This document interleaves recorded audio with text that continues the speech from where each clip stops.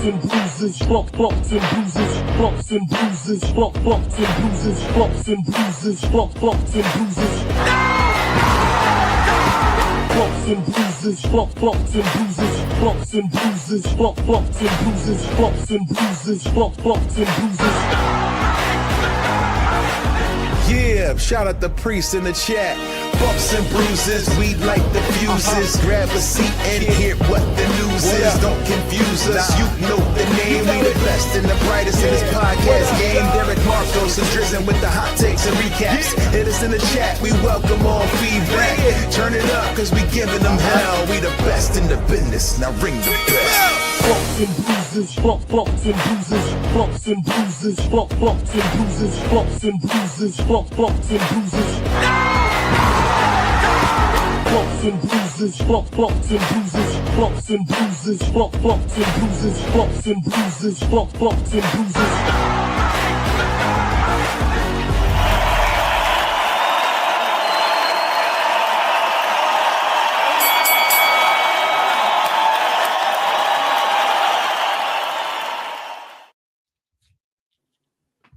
Ladies and gentlemen, boys and girls, we are gathered here today for a very special episode of the Bumps and Bruises podcast. And what more can you say other than it's a sad day? Yes, it is. We got the whole crew rounding out the series tonight, and let's talk about it. Derek, start us off. What are you feeling? Sadness, hurt, betrayed. Yeah.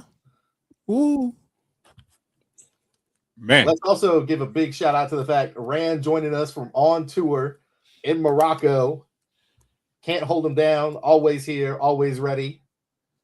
As you can see, in mourning with the rest of us. Rand, what you feeling? Well, I'm wearing all black because it is a sad day. You know what? I want to hear what Marcos has to say, because I feel like of anybody here, he's gonna be the one to spin this into a way that might make us all feel better with some perspective. So I'm curious. I mean, it's a sad day that they're not in the WWE, but it's not a sad day for wrestling. That means we're going to embark on new adventures. We're going to embark on new material. We get to see okay. We get to see the New Day unleashed. You know, a new day means a new era. A new era means a change. If you don't change, you become stagnant. The boys, the New Day, as they would say, they left on their own accord in terms that they chose to leave rather than what was presented in front of them. So I think that if anybody knows what's best for themselves is those two gentlemen. I've had the pleasure of interacting with them on a number of occasions. You know, and I think they're going to be fine. I think it opens the door. See what I did there? To new possibilities and new matches. And, you know, let's be honest. Even if they choose something that we don't in the beginning understand, Xavier Woods, Austin Crew, however you know him, he's always said that wrestling was a stepping stone for future greatness. He doesn't want to be the person that's there 24/7, that's there 55 years old. You know, shout out to Ric Flair. He's cool, but Ric Flair has really not had the success outside of the ring. So it's sad that we won't see any more career moments. You know, I think Kofi is the closest thing to Derek Jeter in the WWE that we're ever going to get. Homegrown lifer. And, you know, we're all speculating. Maybe these clicks, these views, these opinions might change the minds Think about this. Around this time last summer, when Truth got let go, what happened there? The people willed him to come back. You know, this is a little bit different situation. But like I said, you know, sometimes money makes sense, as they say. Well, and you hit on the fact what happened with R-Truth previously. Do we see that happening? Do we see that movement that when Raw comes on, all we hear is New Day rocks, New Day rocks every match? You get the same chant again because that's what we got with R-Truth. Do you think we're going to see that? I think we are. I think but then again, we also have the E. The E is very good, as you know, Rand said it over the weekend. They're very good at keeping the train moving. So it's going to be hard to keep saying New Day rocks if you have like the Street Profits start off with a 25-minute classic for the tag team titles and winning. You know, that kind of changes perspectives there. You know what I mean? Do they still have tag teams in WWE? Yeah, there's quite a few. And unless you want to see them leave, you still got to support your people. You know what I mean? Like, but again, I'm excited, I'm scared, I'm angry, all of those emotions. I'm sure everybody here in this podcast is, you know, as a fan, you're like, oh man, I haven't felt like this since Mox left WWE. Because although I wasn't a huge Dean Ambrose fan, I felt like it was a shift in the wind when that happened. You know what I mean? And like, it was like an unexpected move that even back then management was kind of like, we'll be fine. I feel like, what is it? They're 17-year veteran with Kofi. We got what is it? 12 years as a tag team. I don't know, man. This could be heralding a different change. Like I love FTR. You know, I used to love the Revival, but this feels different. Like, you know what I mean? Like this is a change of a vibe. But that's just mine. You know, I'm moving on to the next person to express their opinion on this. All right. Derek. Oh. We know what you're feeling, obviously. But is there any silver lining? Because I kind of wanted to piggyback what Marco said, like, oh, this is exciting. This is, you know, and it may be, but what if it's not? Like, what if this is the end? What if there's a moment where they look at each other and say, look, man, do you really want to go to a new company? Do you want to get on the indie grind? Do you want to start over? Do you want any of that? And what if they just say no? And this is it. You know? Like we're thinking as fans, like, oh my God, the Young Bucks, bro. You know, Kenny and Xavier, you know. Yes, I will damn near travel wherever I have to see that match if it happens. You know what I'm saying? But what if they just decide they don't, you know, like, yo, we've been through a lot, we're tired, we're going to go do other things. I guess it goes back to what I said originally. I think the people that know what's best for their future are the two people that were towards the end known collectively as the New Day. You know, I think if in the next couple months you see that Big E has quietly stepped away from the WWE, then I'm like, oh, something is coming. Whether it's a wrestling return or it might be, you know, a series of commercials. Like, remember when the NWO did that? They started coming out with Instagram things like, oh yeah, we're getting the band back together, brother. And then they start, you know, filming those vignettes. Like, I don't know, man. I just hope it's not like a liquor company or an energy drink company. Thank you giving us. Yeah. I don't know. So Derek, what do you think? If this is it, where do we stand? Where are we? For me, like I said, bro, I'm sad. I got about 13 calls, like within the past like day. I was one of them. You were. And it wasn't even like a call like oh man, do you know anything? It was more like, oh man, are you good? Do we have to do we have to get on a call? Like, are you like what's going on?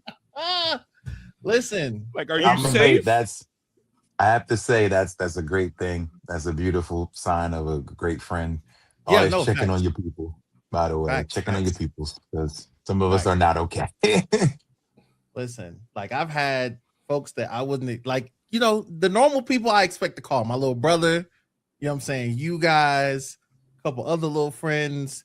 I had people I just randomly talk wrestling with, or I see them at work, or they're my clients that was hitting me up like, yo, what happened? What is this? So I mean, for me, like I said, it's definitely sad. It's something that I knew would come eventually, just not right now. God It's damn not, it. you know what I'm saying? You know who I blame? John Cena. He started it. Man, Last time is now. We didn't know for how many. listen, Jesus. that's the crazy part. But like Rand said, man, like, what if this is it? I can say wholeheartedly, as the New Day as we knew them, I think it is the end. I think they're gonna and I hate to bring him up. But I think Chris Jericho is a perfect example of somebody that's like, when they jump, they're not going to keep doing the same thing. They're going to reinvent themselves. Like, they're not, you know what I mean? Like they could coast off the hits. They could come out and start throwing waffles, and people be like, yeah, like, you know what I mean? Like, instead of a trombone, he could come out with a clarinet and it'll like do the whole shtick again, and people will be like, yes, like, but they're probably not. I could agree with that. I feel like, yeah, this could be the end of this iteration of what they do. Of course, this opens up the ideas, the possibility of great, dream matches and stuff, which is awesome.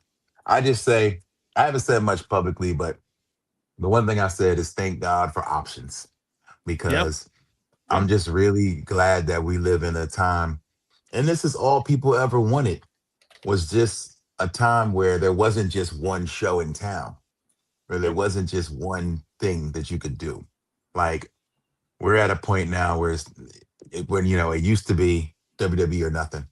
And now you can not only make a living, you can be on television, you could play video games, you could stream. Like, there's so many different places that you can go to and be seen and heard. So, if this was 15 years ago, there wouldn't be any other options, So I'm really happy about that, at least. I mean, there's always options, but like, well, if you want to wrestle on a big stage, you know what I'm saying? Yeah, they got families.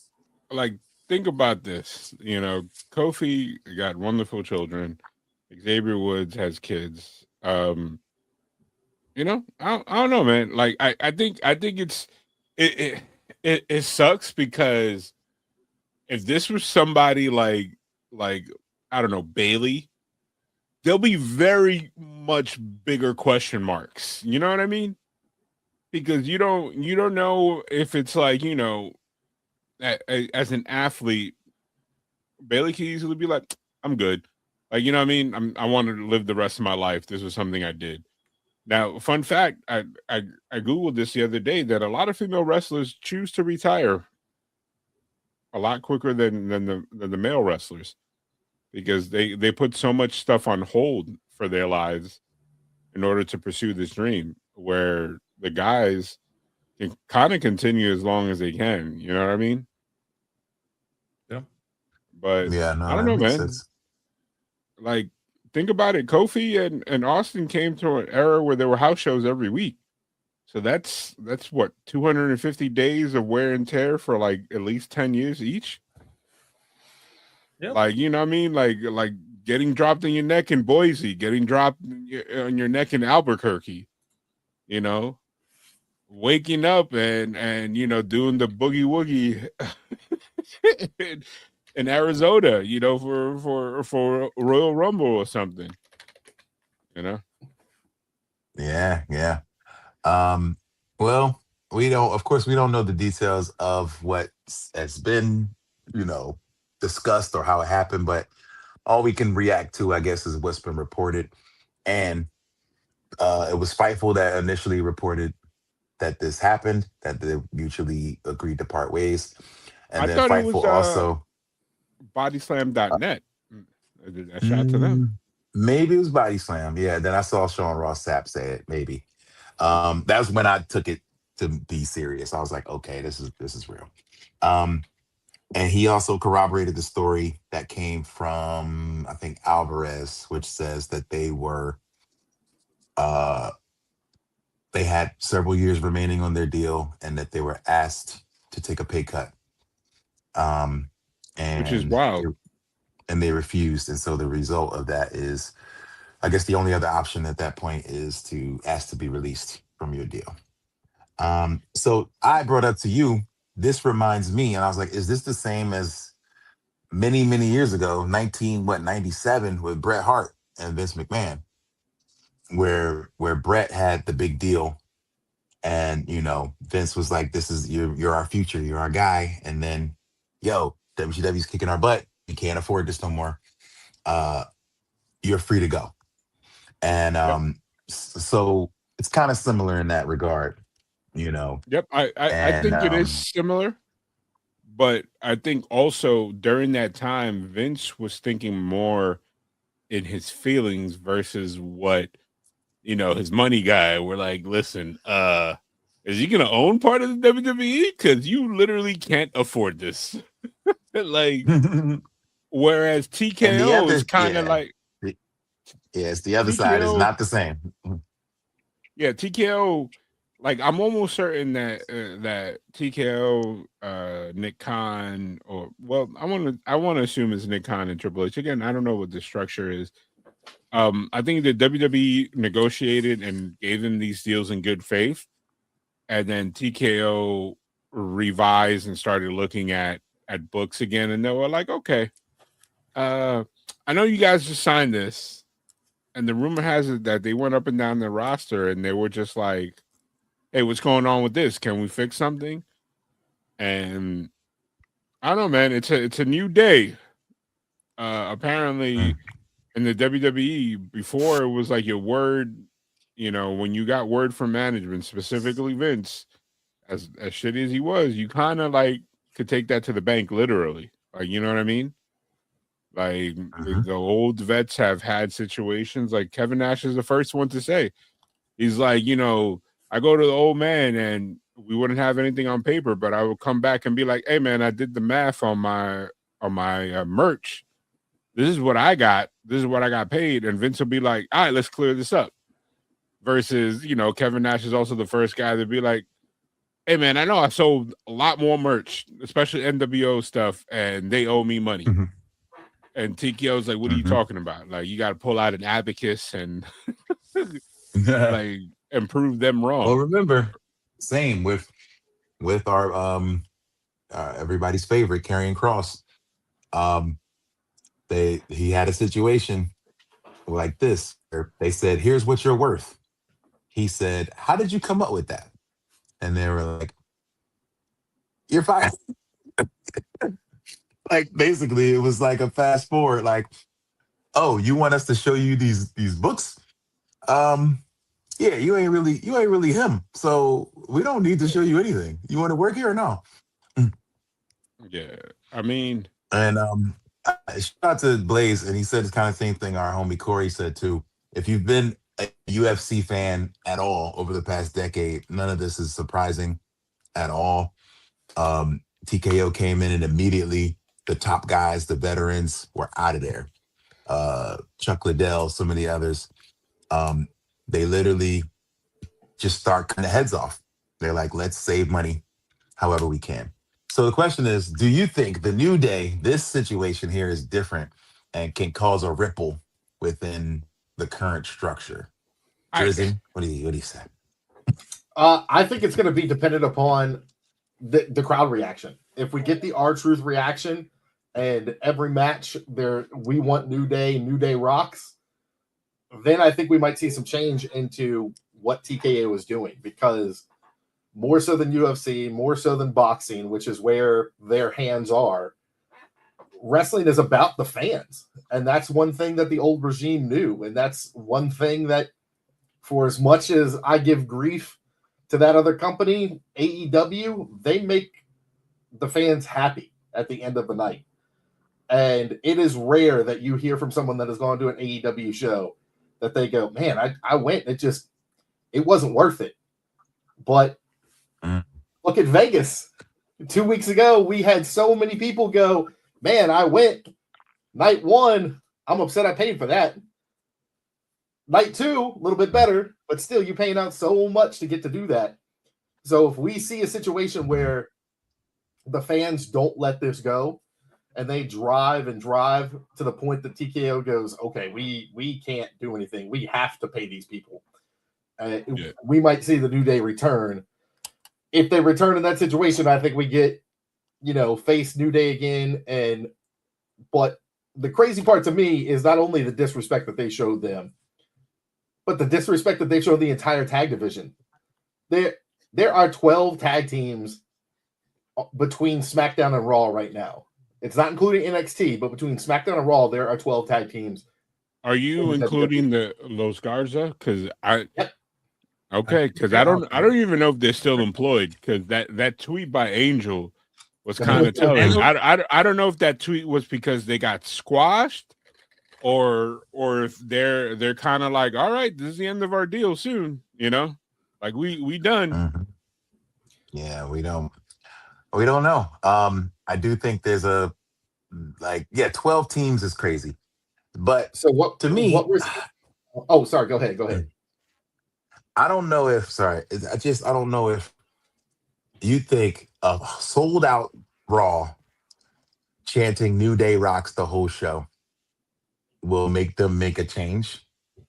I don't know, man. I think the only way to change this company is if people speak with their wallet and they don't come. I think as long as we're buying tickets, man, I don't think this is going to change. I think the guys, and I'm not worried as much about the fans. I'm worried more about the love that the New Day has with the locker room. Now, That's the part that I think will make people be like, wait a minute. I mean, I don't know if it's connected. It just announced Roman is off a bunch of dates in June. There's some people that might also be being asked to take pay cuts and might be like, no, And so this could domino into a bigger thing. But I don't know if fan reaction will make them make another move again, like the R-Truth thing. I think if TKO and Derek, you could, and Drizzen, you could chime in, and also Ren. I think TKO is operating on what they did with UFC. But the thing in UFC is kind of controlled in the way that if you start okay, let's say you're Chuck Liddell's and Izzy, the style bender, they kind of did this to him. They saw he was a huge name, and then he started becoming bigger than the brand. And so what they did, they started putting stronger opponents and putting him in mismatched divisions where they're like, all right, this guy lost, so he ain't him anymore. And if they started approaching that with the WWE, they're gonna quickly realize that WWE doesn't care about who loses or wins. Like their fan, it's like it's who has like the aura. Like if they lose somebody, like let's say Roman goes nah, or like let's say if you believe the rumors, if he says nah, I'm not working these dates, all he has to do is when he starts missing dates and he starts coming back, all he has to do is say on a tweet or a promo and be like, yeah, it's not my fault. TKO tried to mess with my money, and I told him, you want pay me half? I'm gonna give you half the dates. Or he leaves. Like, you know what I mean? It takes somebody to like there's people that are loyal, but they're loyal to the WWE name. Like, I think this is something that'll sour a relationship with a CM Punk, that'll sour a relationship with a Cody Rhodes, that'll sour a relationship with like even Braun Breaker, like individuals that come with this history of WWE, like their family being a part of it, can really like mess people up. Like, you know what I mean? Like, think about this. Like if you disrespect the Samoan heritage, if you play them, yo, that's like 15 people that are leaving the company. And these hot free agents, those Zillas in the streets, are gonna be like, nah, we good. And like, you know, if there's like 5 people, if they leave simultaneously, can make any company in the US hot like fish grease. You know what I mean? Like Orton, like, bro, if for some reason in the entire universe Orton decides to leave or they disrespect him, and then like somebody like Shinsuke or somebody like that, like somebody of a big name, a big caliber, that somebody be like, wait, he popped up where? You know what I mean? All you need is take one. Like every deal has a tier. You know, like Cody could literally, I'm almost certain Cody doesn't, they resign people in order. You know what I mean? So Cody's deal is probably coming up again. And, you know, he could just be like, cool, I'm going to show up to my dates. I'm going to do everything. And then at the end, when they're like, all right, here's your new contract. We gave you money. He's going to be like, I'm good. And he's going to be like, what? Because he kind of did that to AEW. Like, it was a disrespect. They came to him, try to cut his pay.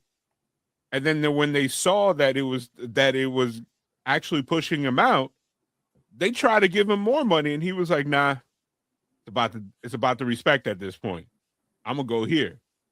Like, that could easily happen. All it takes is 1 or 2 big names, and I think honestly, I'm not even a huge New Day fan like Derek and Drizzen. Like, I love them, but this is like industry shaking. If they go to the AEW, I don't know. And like, regardless of how many years, or people are like, oh, they haven't been killing it the way that they were in the last couple years. I'm like, no, this is a known name and a team that has shown that they could do anything. They could kill it with anything that they're given. You know what I mean? And they already have like the fan base in AEW. They already have like, bro, they don't even have to do this like 90-day compete. When is the next video game tournament? All you have to do is pull off a Nitro, have Kenny Omega play, and then Austin come out and be like, hey man, like, do something that has nothing to do with wrestling, and that right there will sell itself. Like, you know what I mean? Like back in the day when you fight. You just said that. That got me thinking, because Evo, Japan going on right now. Yep. And I mean, I doubt he's out there, but like, I'm sure Kenny's there, Drew Bailey's there. Like, what if, you know, you just like, all right, Kenny Omega's playing the game, and then all of a sudden, right over his shoulder, you know what I mean? Like, what's up? I'm next, you know? And then the internet goes crazy. Like, I would go crazy just even thinking about that. Or not even, you know, that. And it's like, and it's not even wrestling. It's not even an appearance. So yeah, it is not conflicting, because he's always been able to appear in video game things. You know what I mean? Like, think about that. Like, he doesn't have to go there. He can send a video that, you know, it could be easily Kenny playing Street Fighter, and then his like monitor glitches or something. And they're like, oh, we're having technical difficulties. And Austin pops up on the screen and is like, oh, I'm sorry. Did I interrupt you? I think they've done exactly that, by the way. Right. I think that I feel like that's happened. But I yeah, think they could he's be done like, exactly oh, that. CEO. Yeah. Oh wow. So yeah, doing something like that would be big. You mentioned the UFC model of like, okay, when somebody gets too hot, let's give them tougher opponents and things like that.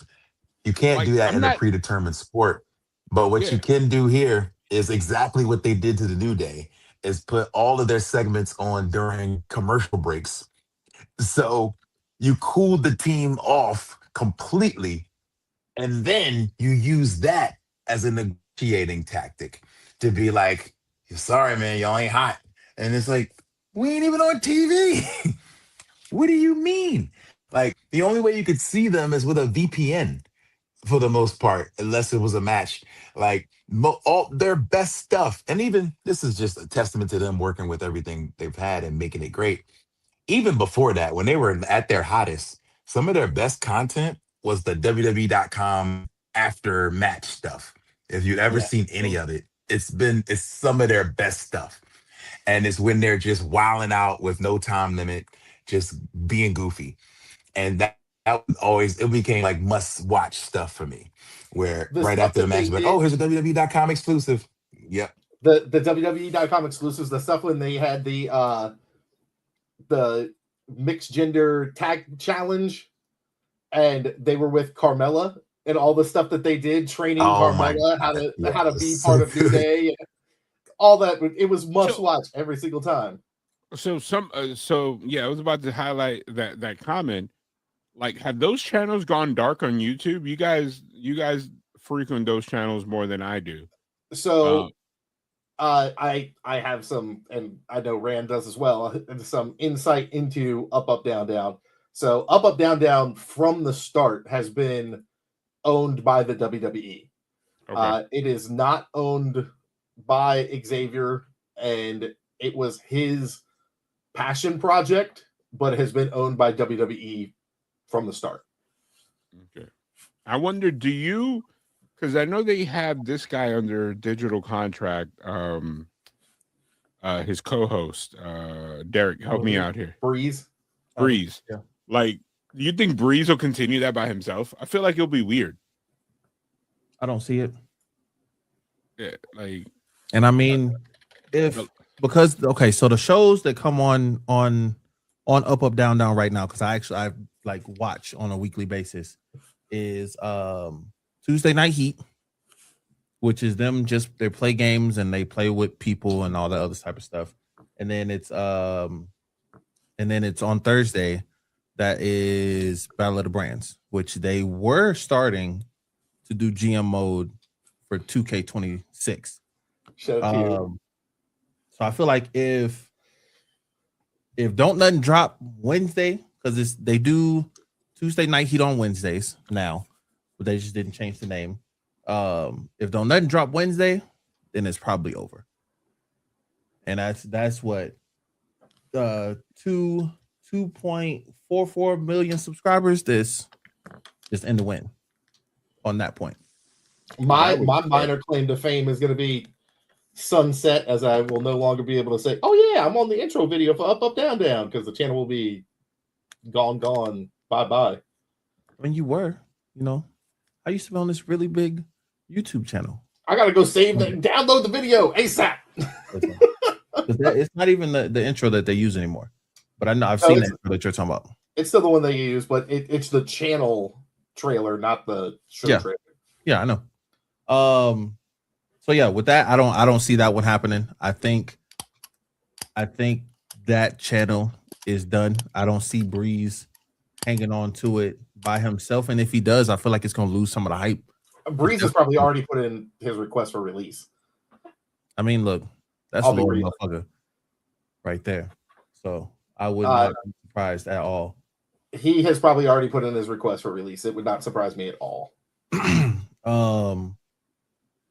What I will say is, I mean, this is outside looking in. He can make another one. That ain't nothing, and it'll be just as hype as its former. and it'll be unrestricted for all we know. It's funny in my brief, one of the interactions I've had with Kofi, we were talking about 2K, like not WWE. We're talking about NBA 2K. We were talking about fighting games Because they're gamers. Yeah. Yeah, like they could do that.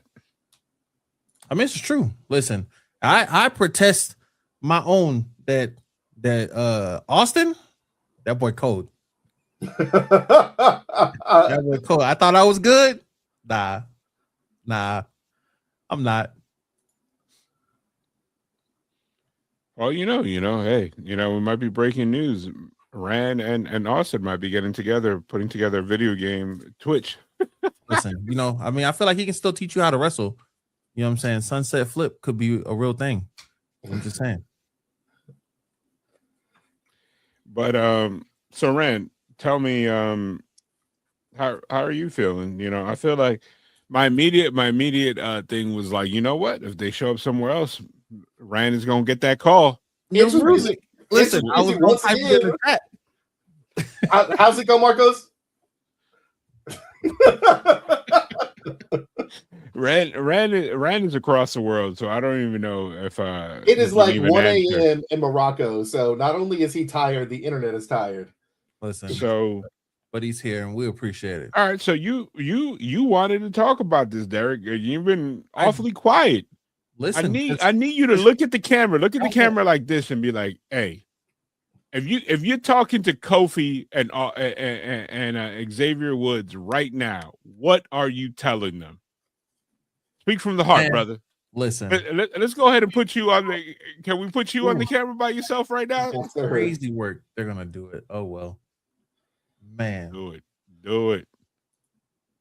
this is crazy. I don't like being full screen, but I mean, man, listen. I'm gonna keep it a buck.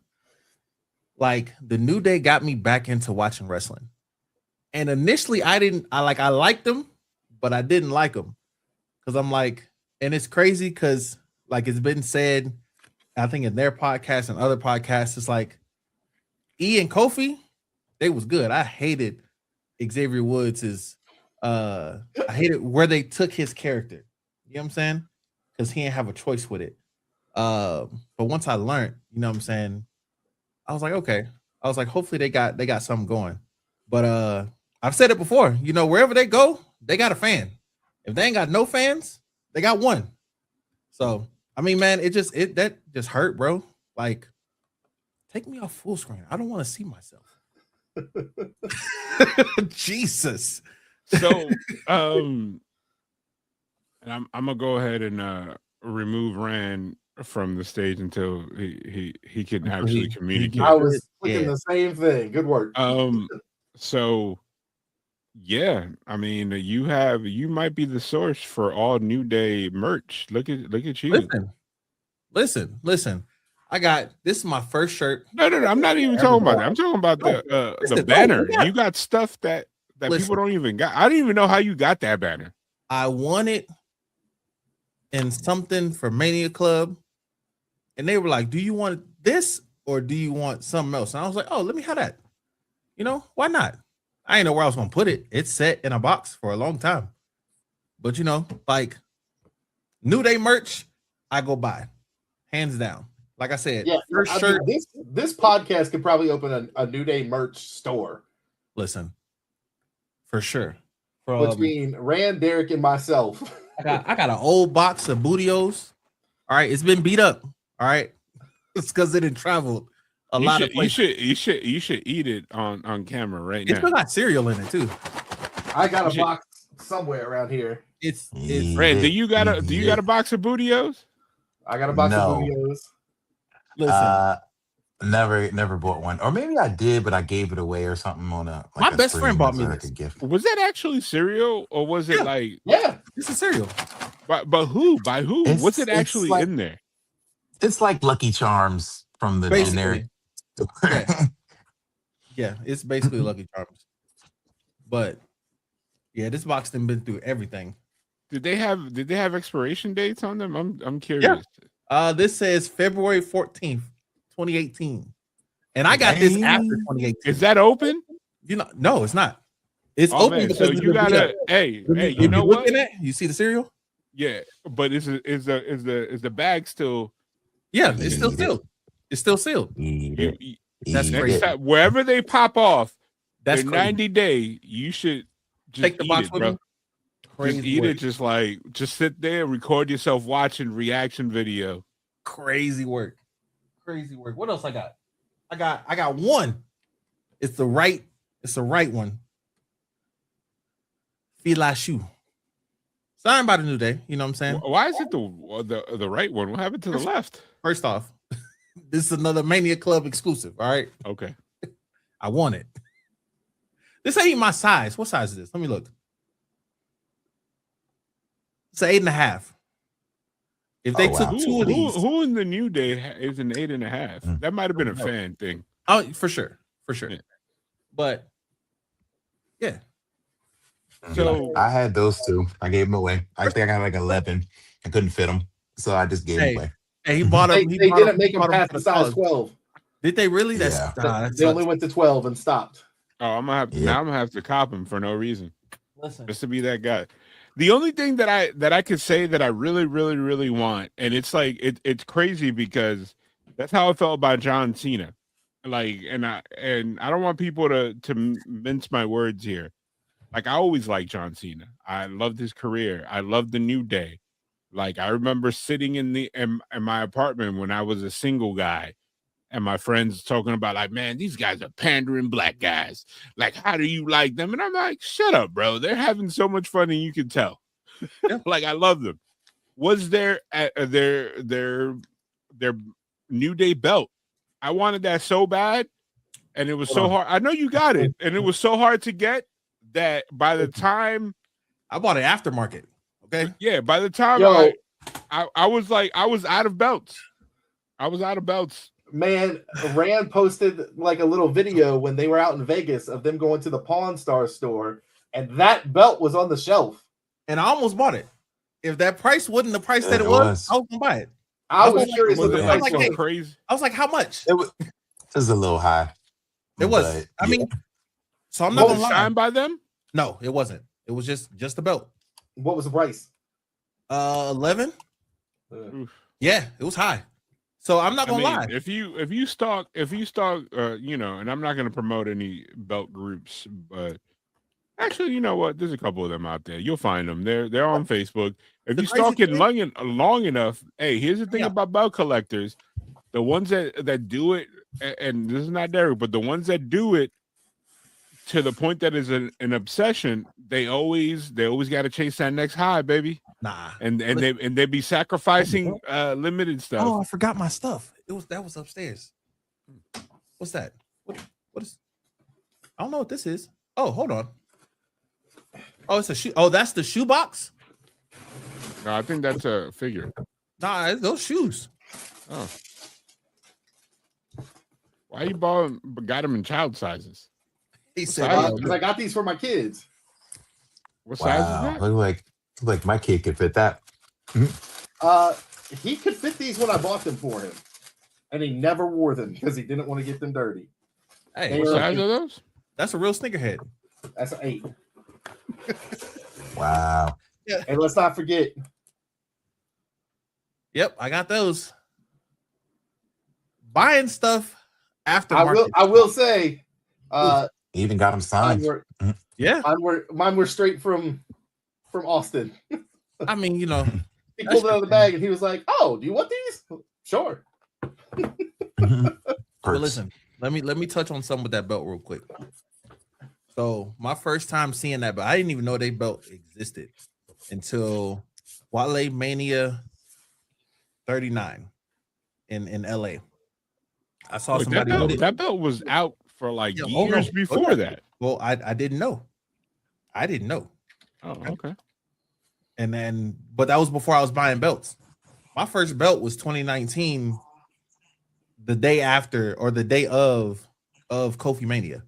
That's the first belt I bought, and still got it to this day. If I can reach it, now it's customized. It's shined like a diamond. Kofi side plate finally came out. Custom leather, like real leather. You know what I'm saying? Like this one. Clean. Is that the belt that we got signed in Philly? So I had to get it signed twice. In Philly, it rubbed off. Okay. Literally, I took it to WrestleMania night 1, and it was gone by the end of night 1. Because I remember I had like Rand was not even there. Like when I went up to him and said, "Hey man, can you just sign this for me?" And he's like, "I got you, big dog." And I just walked off. So I got it. It's like You know, Yeah. pancakes, Well- all that good stuff. Okay, so I've been asked to do a couple of podcasts over the last week, and I did How many have one you done? yesterday, and they only did one, and they asked me, where where I guess unbiased, where do you rank New Day in the all-time tag team pantheon All of time? tag team? Oh, let's talk All about it. time. Let's yeah. What y'all think? I'll go. If I'm being extremely honest, like they're my top 5, but they're not my number one. The number one tag team that I think was the best tag team ever is the Young Bucks. But I'm not talking about AEW Young Bucks. I'm talking about Generation Me, New Japan, before everybody rolled the wave, before when they were out there Super Kick Party, when I was contemplating going to a little indie show in California. Oh my God, that what was the name of it that they did the tapes that they were hot, that like before AEW rated their entire roster. Spot? No, not High Spots. It's PWG. yes, PWG. Man, that's and the Reseda. oh my God, that was my biggest No. regret. I was in California for one of their shows, and then something happened. They switched it a day, and it was, of course, the last day of my trip. And I was just like, "Cool, I'm not gonna Speaking watch." of PWG, all of you, everybody here, y'all have to acknowledge a gentleman who just posted the other day. I don't even know why I saw this. I didn't even know I still followed this guy. Joey Ryan has posted. Oh, the Cody stuff. I started PWG. Give me my flowers. That can never be taken away from me. I'm responsible for so many of your favorites getting gigs, and basically, this is what he said: respect me. So, what say you, Marcos? I don't even know if that's factual. If it is, it might have been by luck and circumstances. But there's talents that came through there that it was requisite. It's like, I wish I had it downstairs. It's like you go to Japan and you get that steakhouse jacket. You get that Ribera. Mhm. Like I don't know. It's like the chicken before the egg. If he had something to do with it, cool. You know, everything starts off with ugly origins, but Yeah. definitely not the reason why it's regarded as. It's the fact that everybody that went through there, it was like, I'm gonna show up the match that came before me. I don't care what they said, and basically that was it. Joey Ryan Yeah. definitely was one of the original founders of PWG. Yeah. And I think Excalibur was in that group too. Yeah, I know about Excalibur. Mm. Yeah, I think there were 5 or 6 different people that were the original origins of that, and Joey Ryan was one of those founders, and he was the founder of bar wrestling as well, right? Maybe. Which bar wrestling bar wrestling really took off, and like shortly before COVID hit in like 2015 to 2018, bar wrestling like really took off, and they were the first really big push to have intergender matches. Mm-hmm. And I remember that's like one of the spots that Joey Ryan and Candice LeRae, their match was phenomenal. She did an amazing job. And kudos to him at the time. I mean, he was a comedic wrestler, but he was never bad. Then all the stuff came out, and instead of owning up to it and doing what a person should do to become a better human, he fought it tooth and nail, and more evidence stacked against him. And yeah, we learned that, you know, sometimes people on TV can be bad people. Who'd have thought? But so in your top 5, you said, correct, Marcos? Yeah, and I mean, I can go down that list. Number one is the New Day. Number 2 is the Briscoes, Mark and Jay. Wait, you said number 1's the New Day. No, sorry, excuse me. Number 1 is the Young Bucks. Okay, I was like, no. I was gonna say I have to convince him. He got it right the first time. Number 2 is the Briscoes. Number 3 is the Hard Foundation for me. Then the New Day, and then Motor City Machine Guns will round out my top 5. Like they were number 1 for the longest, but then the Young Bucks came in and were like, okay. All right, Rand, are you connected? He's there. So I want to bring the same question to him while we got him. Give us your top 5. What's your top 5 tag teams of all time? Oh, maybe. Oh. All right, Derek, you hit it while we're waiting. Ooh, my top 5. Damn, that's tough. I'm gonna keep it a buck, man. New Day's number 1, bro. Like non-biased. Look at what they've done. This is 3 dudes who did not come up together, who made this group, or one guy made this group because they weren't really getting used like that. You know what I'm saying? Then on top of that, they get this group, they're heels, then the crowd ends up loving them, so they go face, and they still weren't getting love. Like they were in dark matches, they were in pre-shows, they had to do stuff on, you know what I'm saying, WWE.com. Like that's where all their stuff was coming up at. Can I ask one question? Can I ask one question? Yeah. And because Derek and Rand are here, I mean, sorry, Drizzen and Rand are here. Mm-hmm. Why were they not in the tag team? Sorry, I got to push now. Motor City Machine Guns down because the Hardys are 5. Sorry. Why were they not in that tag team match in WrestleMania? Which one? When they hosted. Like, I want to know. Does anybody know when they brought back the Hardys? Yeah, like was that like Rand? Do you know why? Do you know why, Shane? This is when they were they really hurt out the Budios box, right? Is that not it, or is that it? Is that one? No. This is when they had their Final Fantasy gear. Ah, okay. With the tricycle. With the ice cream joint. Ain't that the Final Fantasy gear? Oh yeah. They weren't in the match, but they ran the tricycle, which the umbrella almost came out, which was dangerous. Crazy. Yeah, I actually just watched that entrance the other day, and the entire way that Kofi is riding down, he's holding that umbrella, just grabbing on. Okay, so Rand said in the chat that is Usos New Day tied. Oh man, I keep forgetting about the Usos. The Usos, I know, right? Yeah. Oh my God. So okay, let me recalibrate. It's Young Bucks jacked up. It's Young Bucks. The Young Bucks is the Usos. New Day. Hardys and the Briscoes. Everybody left. No Motor City Machine Gun. No Hard Foundation. So what I want to know from you is why are the Usos over the New Day?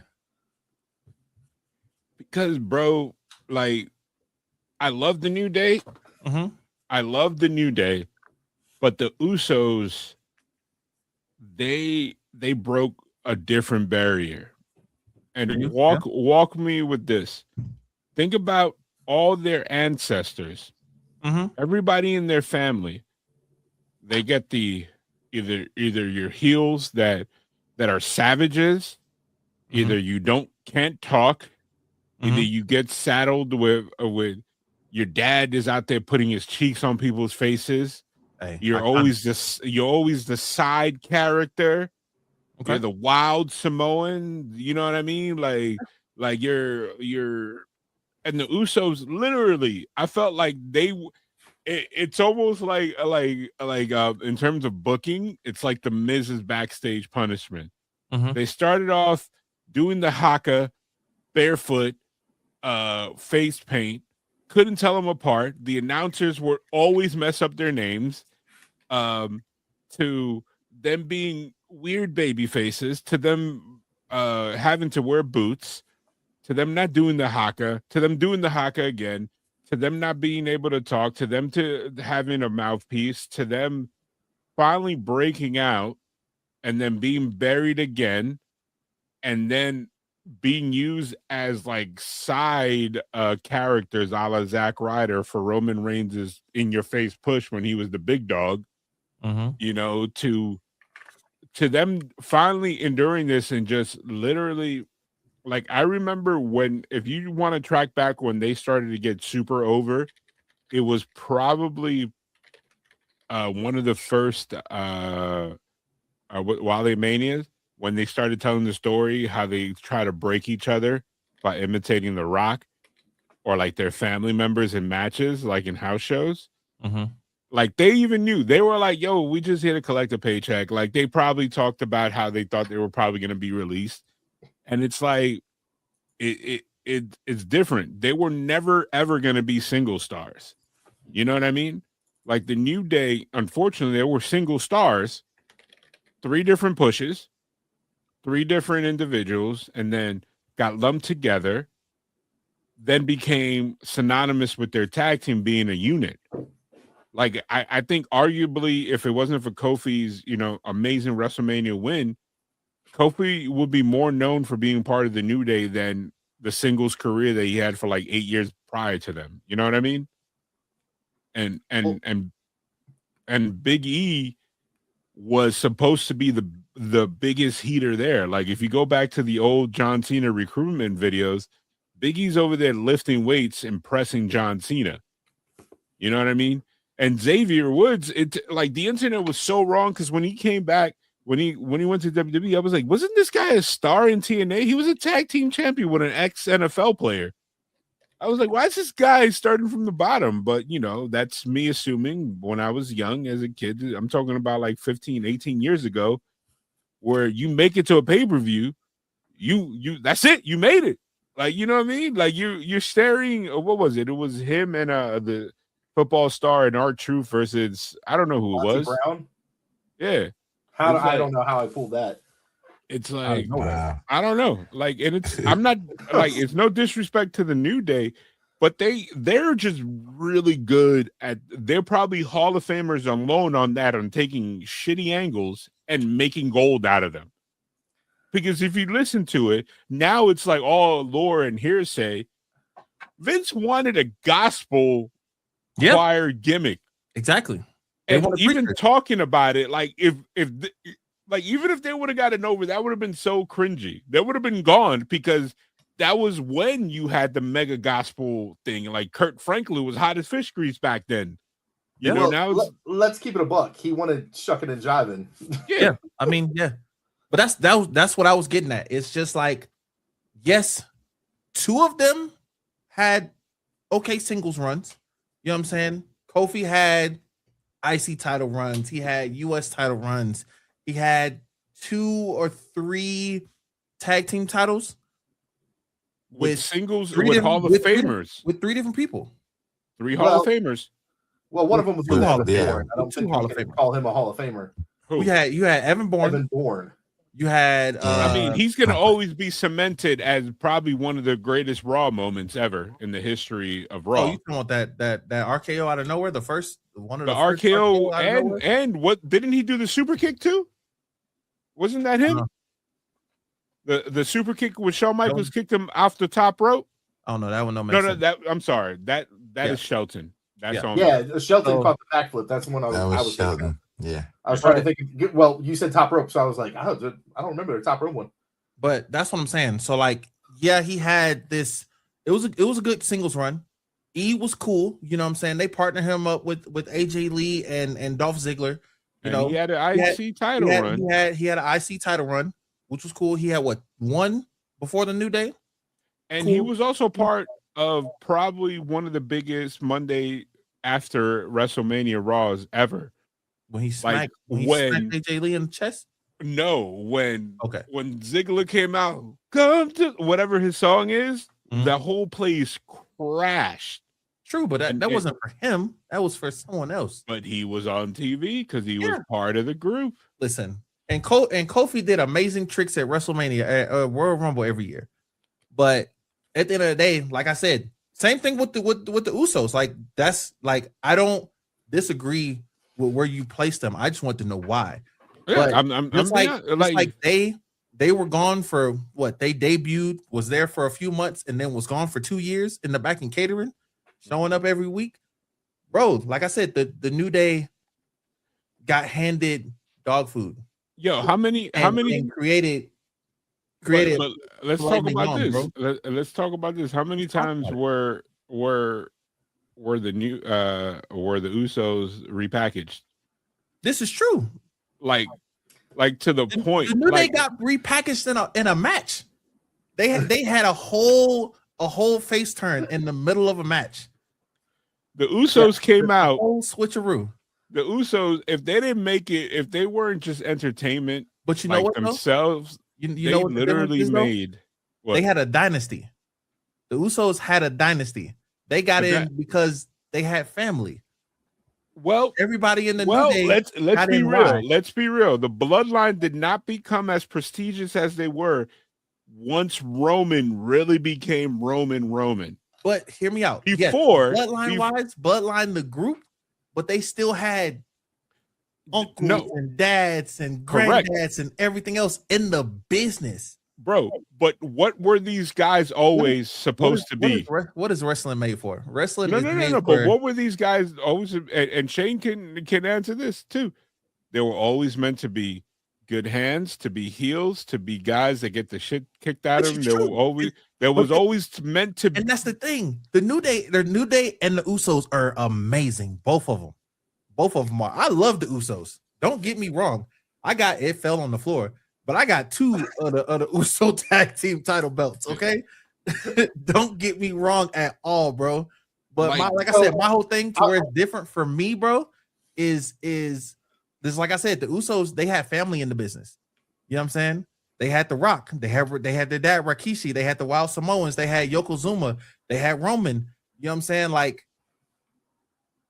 the New Day, Kofi, Woods, and E ain't have nobody. Kofi and Woods wanted to do this their whole life. Big E, he fell into it and he was good. Once they got together, they really got moving once they finally got over. And even once they were over, they were still getting pre-show matches. But And they were killing it.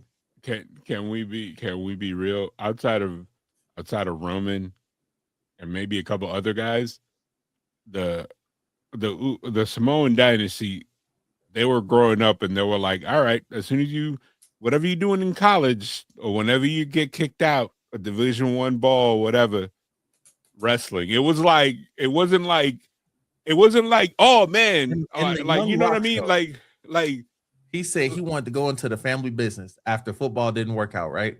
Yep. No, but like, like, yo, even if The Rock, like, if you ask The Rock straight up and down, like, yo, where were you gonna end up? He's like, he always knew wrestling. They try to make it in these other careers to break the line. It was like a beeline always. Like, you know what I mean? And it's like something. But they like, had family. That's the thing. They had family. Well, Yeah. They had a place to go to. Bro, the most successful Samoan wrestler before The Rock and Roman Reigns was Yokozuna. Yokozuna, yes. A guy that died 20 years ago. Listen, and you have Rikishi tell it, he was supporting everybody, even Rikishi himself.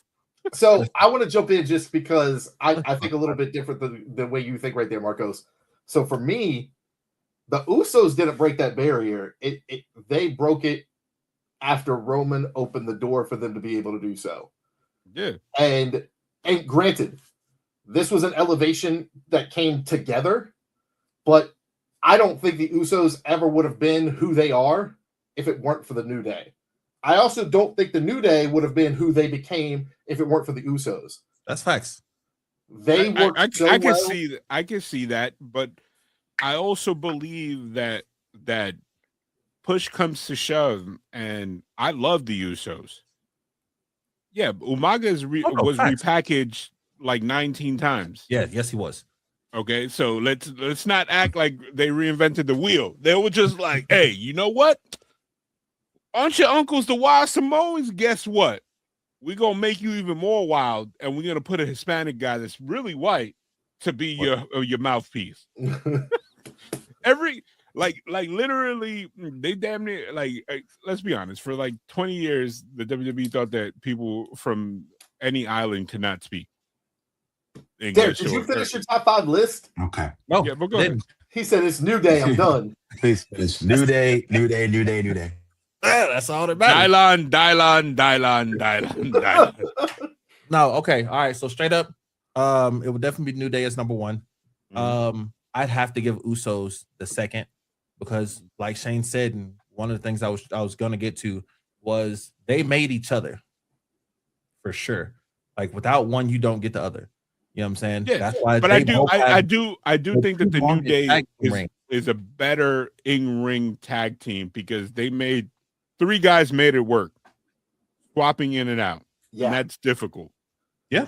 Like I want to say that they did the Freebird thing better than the Freebirds. I would 100% agree. And you could see what the company originally thought of Xavier early on when they never let him in. He was on the outside, carrying around his trombone, being amazing, adding to every single match that he was a part of, but they weren't letting him get in the match and actually go. And then finally, at some point, I think it was Kofi's ankle or foot injury where he had to have surgery, and they had to put Xavier in there with Big E, and he just delivered and delivered and delivered. And somebody went, okay, we might have been wrong about this. They wanted to play like he was a silent killer.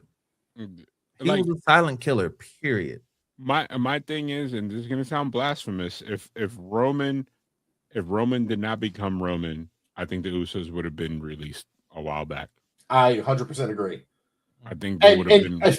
And let's be real. A lot of people know it because Xavier said it in the rap battle, which Rand was in the ring for. Xavier said it in the rap battle. He said, "You didn't become who you are until you started carrying bags for Roman." That is true. There's a lot of truth said in jest and in rap battles. I think the Usos got me when they started. Like, I'm a kid from New York. I know they're not Hispanic, and I'm not Samoan. But say it when they started acting black. Say it. No, not started acting black. When they started acting like who they genuinely were, it came across the screen. So, like, you know what I mean? Basically, the same thing that the New Day did, right? When they started acting dirty and having fun. Right.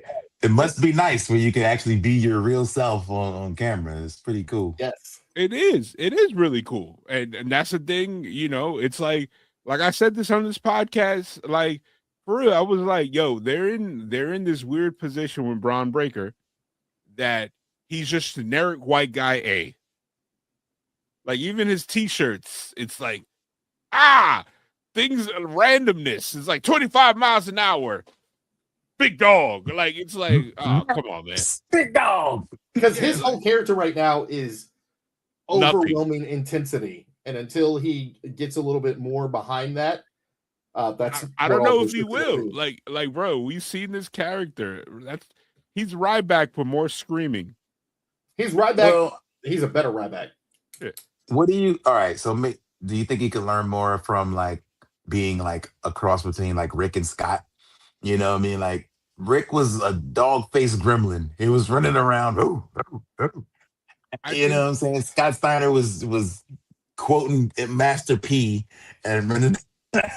You know what I'm saying? So, like, I don't know. I think somewhere in the middle is the truth. I think that's who he is. Like, I think hopefully him saying his last name Steiner, they might bring that into his character, you know, like, and I'm just glad he's 10 times better, because when he came out, he was even more generic babyface one. Like, you know, he was like the creative character that you just like, all right, let me just start off, that you don't customize at all in video games, that it's just random dude. Like, it's just like, that's how he was. But okay, so what I meant to say, and I know black wrestlers is a thing. I don't want to like go too far off that, but and not even giving Braun the crown yet, but there was a generic intense white guy wrestler who got all the way to the top of the business by just being intense in the I mean, ring. I called that man generic John Cena for several years. Uh, and it was no, I'm saying Bill Goldberg. Oh, You Yeah. know what I oh, mean? No, Where, John like, Cena, he was lucky that he literally grew up in our generation where hip hop was everything. Mhm. Mhm. Yo, I still do it because I'm an old guy from New York. I still blast my hip hop as I'm running up and down the streets. Like, you know what I mean? That was the thing. Now you do it, people look at you like, what is wrong with this man? Does he not? does he have no respect for the people around him? Yeah, and it's like back then it was like, it's a different time. And it's like okay, I identify with the Usos because that's literally going to be the closest to anybody that resembles Dominican wrestlers. There's Puerto Rican wrestlers, shout out to Santana, up and down, you got Bad Bunny. The only one Dominican that we got was my man from NXT that they used to have him dance to the ring. What is it? What was his name? You don't even remember his name. No way, You don't Jose. even- No way, or whatever. Jose. No Way Jose. And he wasn't even dancing Latin Dominican music, bro. No way, Jose. Yeah, what a terrible gimmick. Yeah. My man just danced. And he has size too. Like I don't remember anything about his wrestling ability, but I know he has size. Adam Rose And- treatment. Bro, Yeah, he just was a dancer. it was like So you're basically the reason you like the Usos is the same reason Derek likes the New Day. It's just It represents you. it's seeing representation, seeing something on the screen that reminds you of you. And I think that goes a very long way. I mean, and you that's guys been why- around me. If there's any wrestlers that I dress like, it's like a combination of the Usos and Jacob. I was getting ready to say it's Jacob Batu. It's probably Jacob. Yeah. 96%. Like, and this is before Jacob was even a thing. This is just it's like, oh, that's cool. Yeah. No, you definitely Jacob. Which, if I'm running down my top list, I think I have to put New Day at the top, and it's for everything that they did. And granted, I'm a white dude, but the way that they incorporated all the cultures that I'm a part of, like hip hop, nerds, gaming, like bringing all that stuff to the forefront, and coming from when I attempted to get into the business, it being the Undertaker locker room where, yeah, we're gonna drink, get our pills, and go to the next, and get girls and go to the next thing. And I'm like, can we just play some video games instead? And love or hate what the locker room is now, I personally love it because that's the industry that can. You're not going to see the untimely deaths that we saw in the 80s, 90s, early 2000s. And I think it's a huge credit to two people really started that, in my opinion. Shelton and Xavier.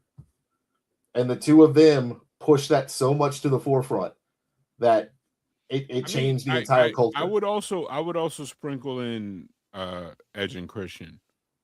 And I don't know them, but they don't strike me as guys that are like, let's get wasted and take a crap in somebody's suitcase. Like there was so that brings me to my number 2 tag team of all time, Edge and Christian. And I got to know them a little bit back in the day with the Hardys. And there was a time that they were stuck in Baltimore. Our friends were stuck in Baltimore. It snowed 2.5 feet, so they couldn't leave. They somehow got a hotel with a balcony, and they were doing backflips off like the 3rd or 4th story into this 2 feet of snow. And it was absolutely ridiculous. I think somewhere they talked about it in an interview. But I heard that story from Edge and Matt Hardy, and absolutely ridiculous. And number 3, the Usos. They and the New Day brought everything up. In that exact same vein, for me, number 4, the Hardys. And number 5, I think I'd have to go Young Bucks. So And again, I'm gonna give you even further context of my answer to you, Derek.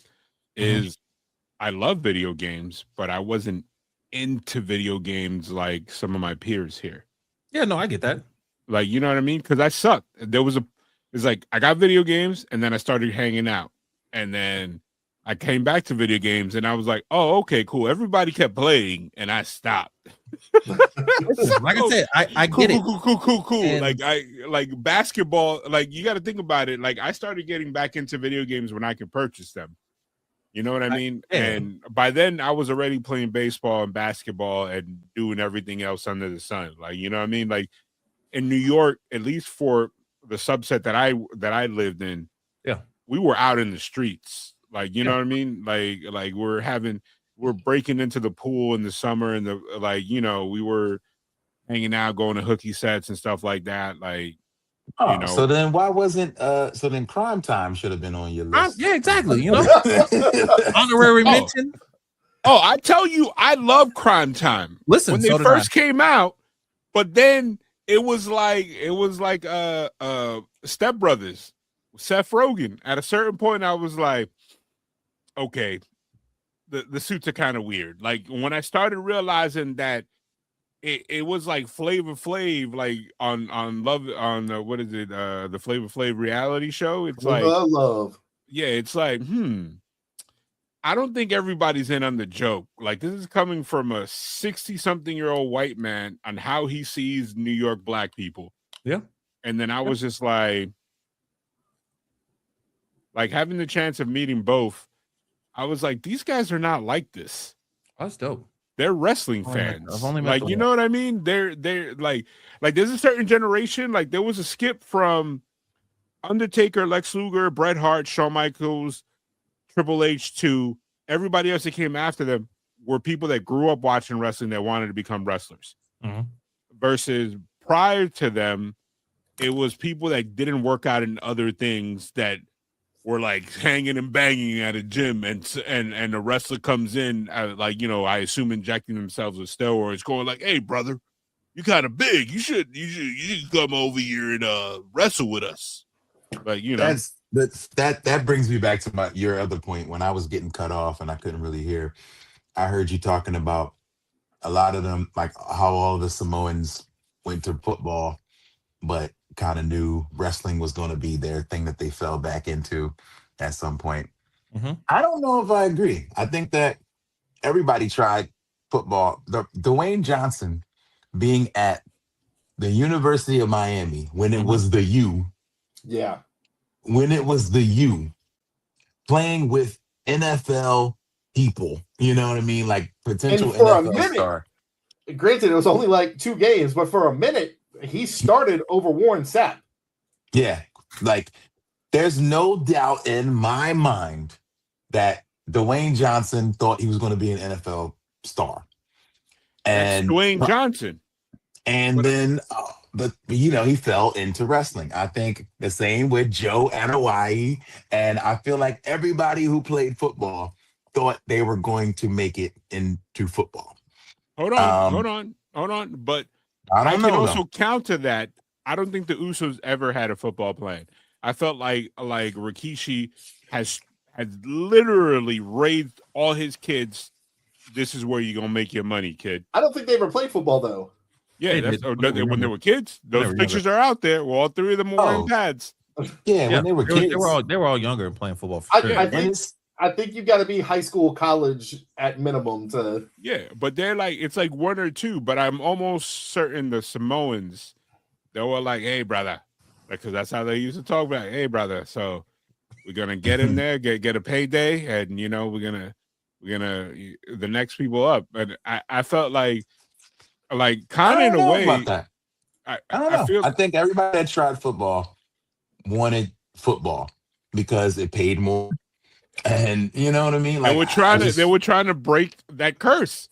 That yeah. like nobody. I'm almost certain that outside of The Rock, maybe The Rock will be like, okay, yeah, I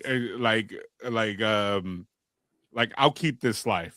But I think all the other people that came behind him, you think Haku, if he had a chance to be a football player versus a wrestler, you think he would have taken wrestling? No, I felt like I mean, it's true, but the whole moral of all that is them as a family, as a whole unit, they had a fallback that they was able to be somewhat, if not majorly successful, somewhat successful in. They had a Don't get- fallback. Like you mentioned Big E. Big E, what he met somebody on a plane who said you should try this when he thought football was going to be his life, and then he got injured. So, you know what I'm saying? Some people get that call and that opportunity, and some people have it as the goal. I think this kind of led to me. I said it in my Discord. I don't know if anybody even agreed with it, but I think that argument of like NFL versus wrestling and which is tougher. I mean, I have no doubt that wrestling is the most grueling sport, but I think success at the NFL level is a lot harder than the success at professional wrestling. Can I say something that you and I want to hear you guys chime in? Mhm. Which has more longevity? I think if you become a famous wrestler, Wrestling, your name is a lot bigger than you could play a 15-year NFL career, and let's hear that a quarterback or a wide receiver. You know what I mean? You're not really doing much, like, you know. Well, and let's look at it. Obviously, it goes both ways, but the amount of hype that an NFL player has and as excited as he is when he goes to a WWE show versus how hype a WWE wrestler gets when going to an NFL game is very different. Like George Kittle going to WrestleMania every year, he is outside of himself. He's entertainment just on him being himself. But I think without a doubt, the longevity is in wrestling for sure. Like if you want your name, like I'm trying to formulate like what will cement your legacy longer. Well, Like- it's different. I think, like Blaze mentioned, NFL, you can be an analyst, you can be a coach, like there's people who play 1 year in the league and have been on commentary for the rest of their career for 10 years. You know what I mean? Because they were just good Dan at analyzing the Orlovsky is game. one of the most respected NFL commentators, NFL what's the word that I'm looking for, but NFL personalities that there is right now, and his career was horrendous. Okay, let me ask you this: if you go anywhere in the country, and you say Dan Orlovsky or you say Michael Cole, who you think will get recognized quicker? I think it's niche for both. I think it doesn't really, I don't know, that's apples and oranges because Dan probably makes more money than Michael Cole today. I don't know. You know what I mean? He might. Like, we don't really know. Or but yeah, Hogan or LeBron? It'll be LeBron. both. It'll be both. Tough. LeBron. That is tough. Because Tough. Because I That's a think tough you go one. to Egypt. I think you go to Egypt right now. They'll be like, Hulk Hogan. Because I think they would know Hulk Hogan. Like, I yeah, think they you're know right. LeBron. I Like I don't said, know, man. honestly, I feel like it's both. When you put those two names, it's both. I mean, I think the because biggest See what you should have said was a Hulk Hogan or Michael Jordan or a Hulk Michael Hogan. Jordan is or- hands or down. Kobe. Michael Jordan and Mm. Michael Jackson are probably the most famous individuals ever in the history of the world. True, but that's what I'm saying. I'm just Like- saying with the Like, two do you? names made Am I? from those Am I people getting a that those two disagreement? I names see Rand's No, face. What not do at you all. think? I don't think so. What do you think, Rand? No, I agree. I agree with I'd that. add one I more think- in that, and that's Lionel Messi. Yeah. I would have said John Cena and LeBron, maybe. Like both kind of same eras, same 20 years. You know what I'm saying? So, Like, the one thing that we're doing there is everyone we're tossing around from the WWE is also an actor, in Hollywood. Yeah, they're also in Hollywood. and that So goes it's for not- Hogan as well. Give me, Damian Priest or LeBron. Like, okay, There. So give me Damian Priest or George Kittle. I mean, I think Damian Priest. Even if you went I think George Undertaker Kittle. or LeBron, Undertaker was in a movie. People shit. He was He in had his own movie Critters with the New Day. 3, baby. Shit. Okay. Okay. Is Undertaker known as an actor? Like, come on. He was in. No, 'cause I he has I had 3 no or clue. 4 credits though. Crazy. Damian Priest. All right. First of all, Damian Priest, like he can't I even love say him. I love Punishment Martinez. I love his story is one that I would love to see in a movie.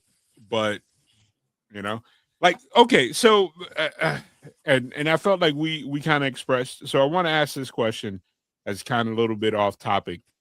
Who you think was the biggest name in the building, like across the world, Mania weekend? This Mania? Yeah, like the biggest name. They don't even have to be employed by the WWE. Like, who was the biggest celebrity In the building. in the building? And like, I honestly can't answer. That's why I'm asking, because I can't tell. Like, some people might say I showed Speed. Some people might say Logan Paul. Neither. Maybe like I don't know. Like, Honestly, I don't know who. the biggest name in the building, honestly, might be John Cena. Okay, Out of all the athletes that were in the crowd, out of celebrities and Oscar- everybody. Yeah, I would honestly say John Cena. Because Okay, John Cena he's I can agree movie with known, that. he's wrestling known. You know what I'm saying? He's in the fucking Fast and Furious. Like, Like, yeah, ups and downs with that franchise. But do you like- agree with that, guys? The rest of the guys? I think the 3 names that have been said so That's far: fair. Logan Paul, I Show Speed, John Cena. Those are 3 of the biggest names in the world right now. and we had I would UFC default to cards. Cena, but again, That's what I'm saying. not.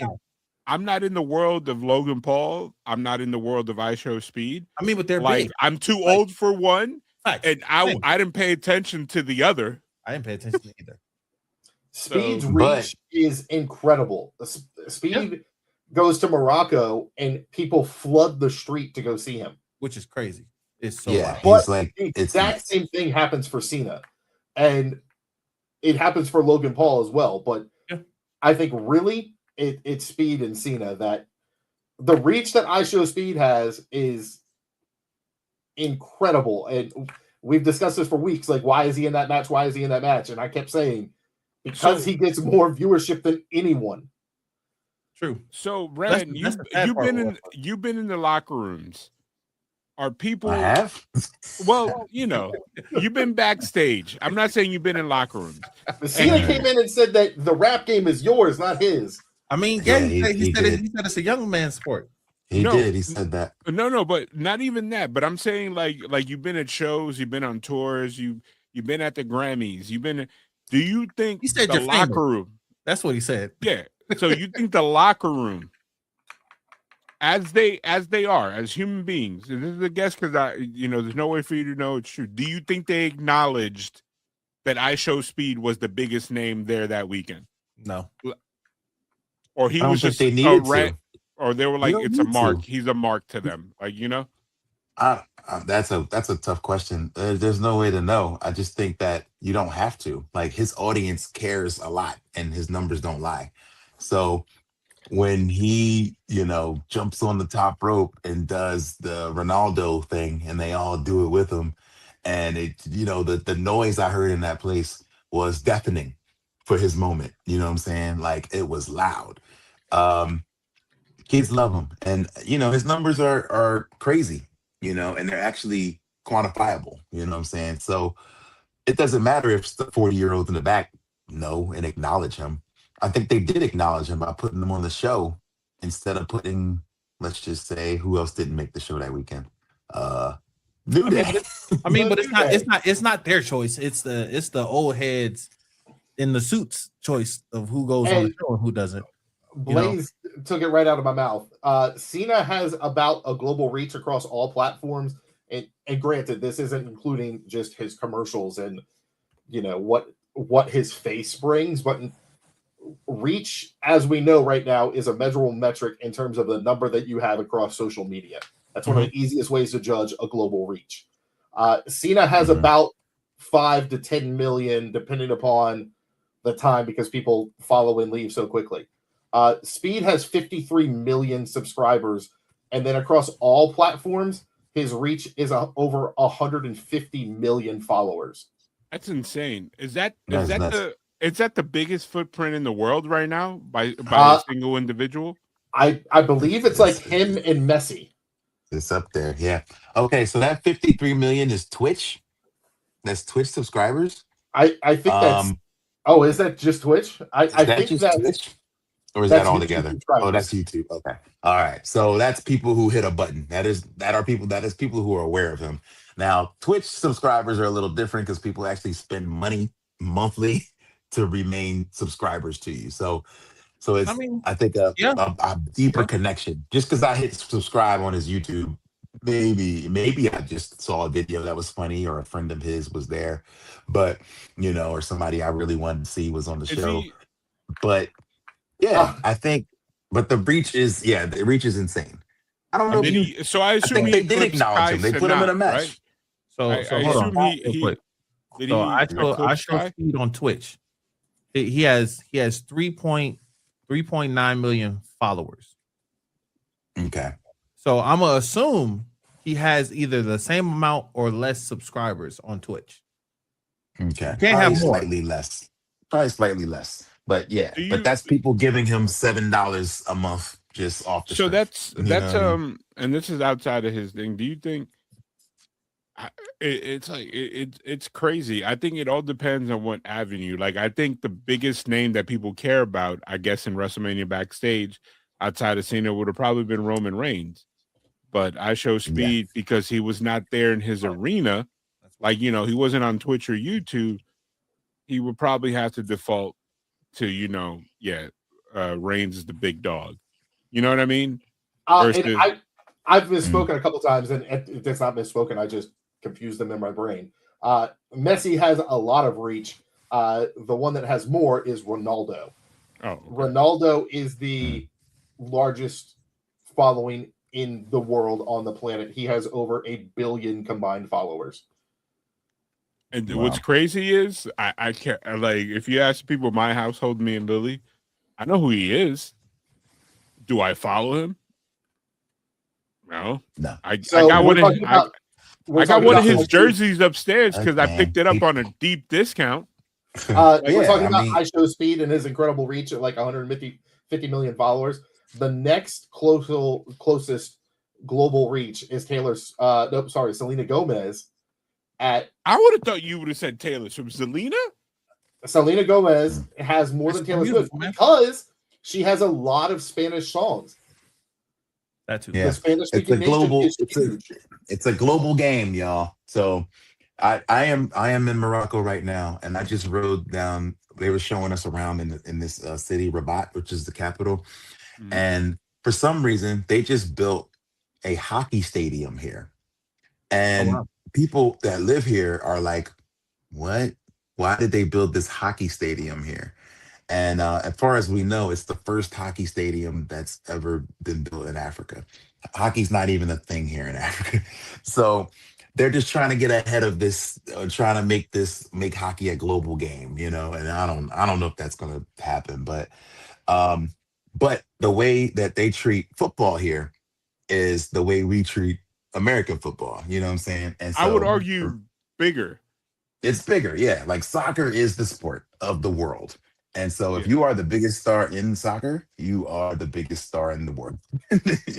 So, and to note on Super Bowl 17, not only and both of them have it, but Ronaldo, that reach goes a little bit different. Messi is soccer sports famous. Ronaldo is social media famous too, because Ronaldo is widely regarded as one of like the top 5 most beautiful men in the world. And he's getting up there in age. I remember he's no spring chicken anymore. And that's kind of where I think LCE has a really good point too, that Cena is up there because Cena's reach is I think Speed's age, people know who he is, and people over 30 know who he is. Now, Yeah. I don't know if people over 30 give any crap who Speed is. They don't know him. You know They're what I like, mean? "Who is- I don't like this kid. Bro, I So- found out about Speed and Fanatics last year, about a year ago. And Mhm. before then, like, bro, I told you, I almost got trampled by hordes of Mhm. children. And Yeah. like I was talking to somebody on the staff there. They were like, yeah, they were thinking about having him as a part of like meet and greets, but then they couldn't figure out the logistics because it would be a nightmare to try to corral a crowd for that. Yeah, somebody would get trampled. I mean, 'cause like I Yeah, said, he's too big. Yeah, I showed Shadid's global It's reach. the Like- younger people. He's done well, and he's crossing over to the older crowd because he did like races with Tyreek Hill, who is the fastest player in the NFL before the knee injury. He went all over England and practiced with soccer clubs in England who are, have more followers than any NFL team. He became Ever. a legend to me when he dusted that influencer. What's his name? The guy with the water. The water guy, Saratoga. Oh yeah, that was like Speed Oh, was that was jogging in that great. race. dusted that dude. Like I haven't watched a video of his since. like I was just like, yo, this is the Ashton funniest thing Hall. in the world. Yeah. I'm like, that man was trying really hard too and got dusted. But Saratoga Water's in 7-Eleven now, so shout out to that I man. mean, yeah, he made Saratoga a household name, you know. He did. hey, I He still mark out when I see it. I bought Sarah. They got me. They got me Yeah, buying they- it. He dunking his face in it every morning put at it 7:15. everywhere. No. Yeah. I drink it. I drink it just like the dunk only fresh water trend that I haven't ever liked or got on was the one in the square bottle. And Voss. They taste Fiji? weird. Fiji's been around forever. Come on. Yeah, man. but Fiji They're the has a OG. weird aftertaste. That's not a trend. It's not a trend. Fiji's So been you was around out here like drinking a box water? decade. Huh? No, You I've never never drank drink box box water? water. Okay, because I was like, And somebody gave me the what is that? The I was about to say devil's water, whatever that other water that comes in a Oh. can. Devil's water. devil's spit or like liquid, whatever. Yeah. Liquid death. Yeah. I'm Liquid like, death. nah. That's disgusting. Devil spit. Devil Um, spit. Well, it depends. Like if you just get the regular one, it's just a bottle It's of water just in water. a can. Like the I like what it. is It tastes the It's the what is aluminum. it? Essentia got me. They got me on a chokehold. It could be tap water, and I'd be like, I don't know, man. It tastes better than that bottle. Marcos Yeah, is like, something about I that only bottle. drink the Dasani. Them Bro. and smart water. Like it could be Hey. tap water, but that bottle, it just feels right. No, Dasani. If somebody ever passes me Dasani and I'm dying up there, so I'd be like, just let me die, bro. Look, I don't even care the brand. Here's some Kirkland. As long as it's alkaline, I'm good to go. Nah, bro. If it's not Essentia, give me the random supermarket brand that nobody knows about. The labels peeling off. I'm sure 10 people died making that plastic bottle. You know, the one like I feel like for some reason there's not even a super fresh around here, but there's always super fresh water somewhere around here. All right. Okay. But we are I so got far- one quick point. All right. I know we've been moving so hard, but I want to get back on not on New Day, but there are also other releases that happen. And I want to talk to y'all about one of those in particular. JC Mateo, aka Jeff Cobb, aka Matanza, which is the way I found out about him from Lucha Underground. Jeff Cobb makes it just under a year, much like Aleister Black. Is this like a peace out, we hardly knew you, see you later? Or is this a sad moment? Do we expect more out of this? No, Let's not forget, Jeff Cobb I won't say he took a pay cut because he took a pay bump to come, but he arguably, and I've heard rumors, he kind of gave up on the IWGP title for this run. Like he had New Japan was ready to apparently give him the world, and he wanted to stay in the States, take the bag from the E, and in just under a year. Deuces. Any thoughts? Did you expect more? What's going on? What's next? No, I didn't expect him to reinvent the wheel, but shit doesn't work out sometimes. Remember when Portland Trailblazers had Scottie Pippen, all these players, and people were like, "Yo," and then they imploded like in a year and a half. Scottie I Pippen think- was 97 years old. Yeah. But like they had like nobody thought he was about to take over out there. He was old. no, but they had so many people around him, including Damon Stoudemire, that they were like, "Oh, this is championship."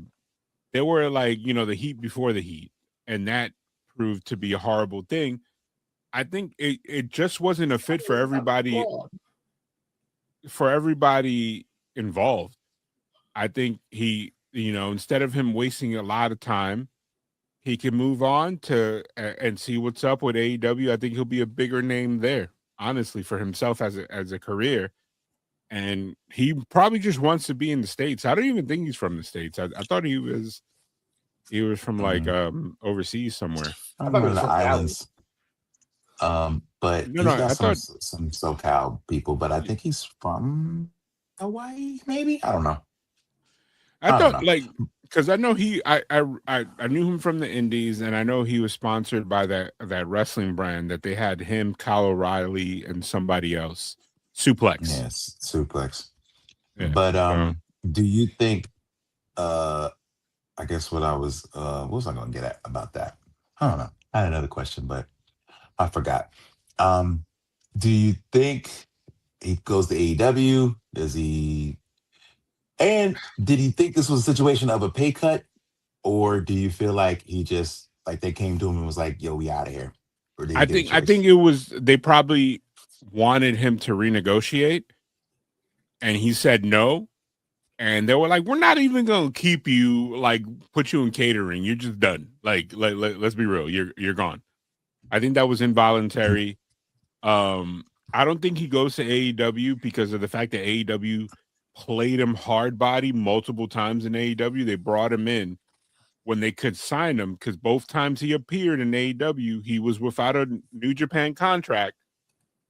And they were like, "Oh, thanks, man. Thanks for coming in and playing this random heater and go back.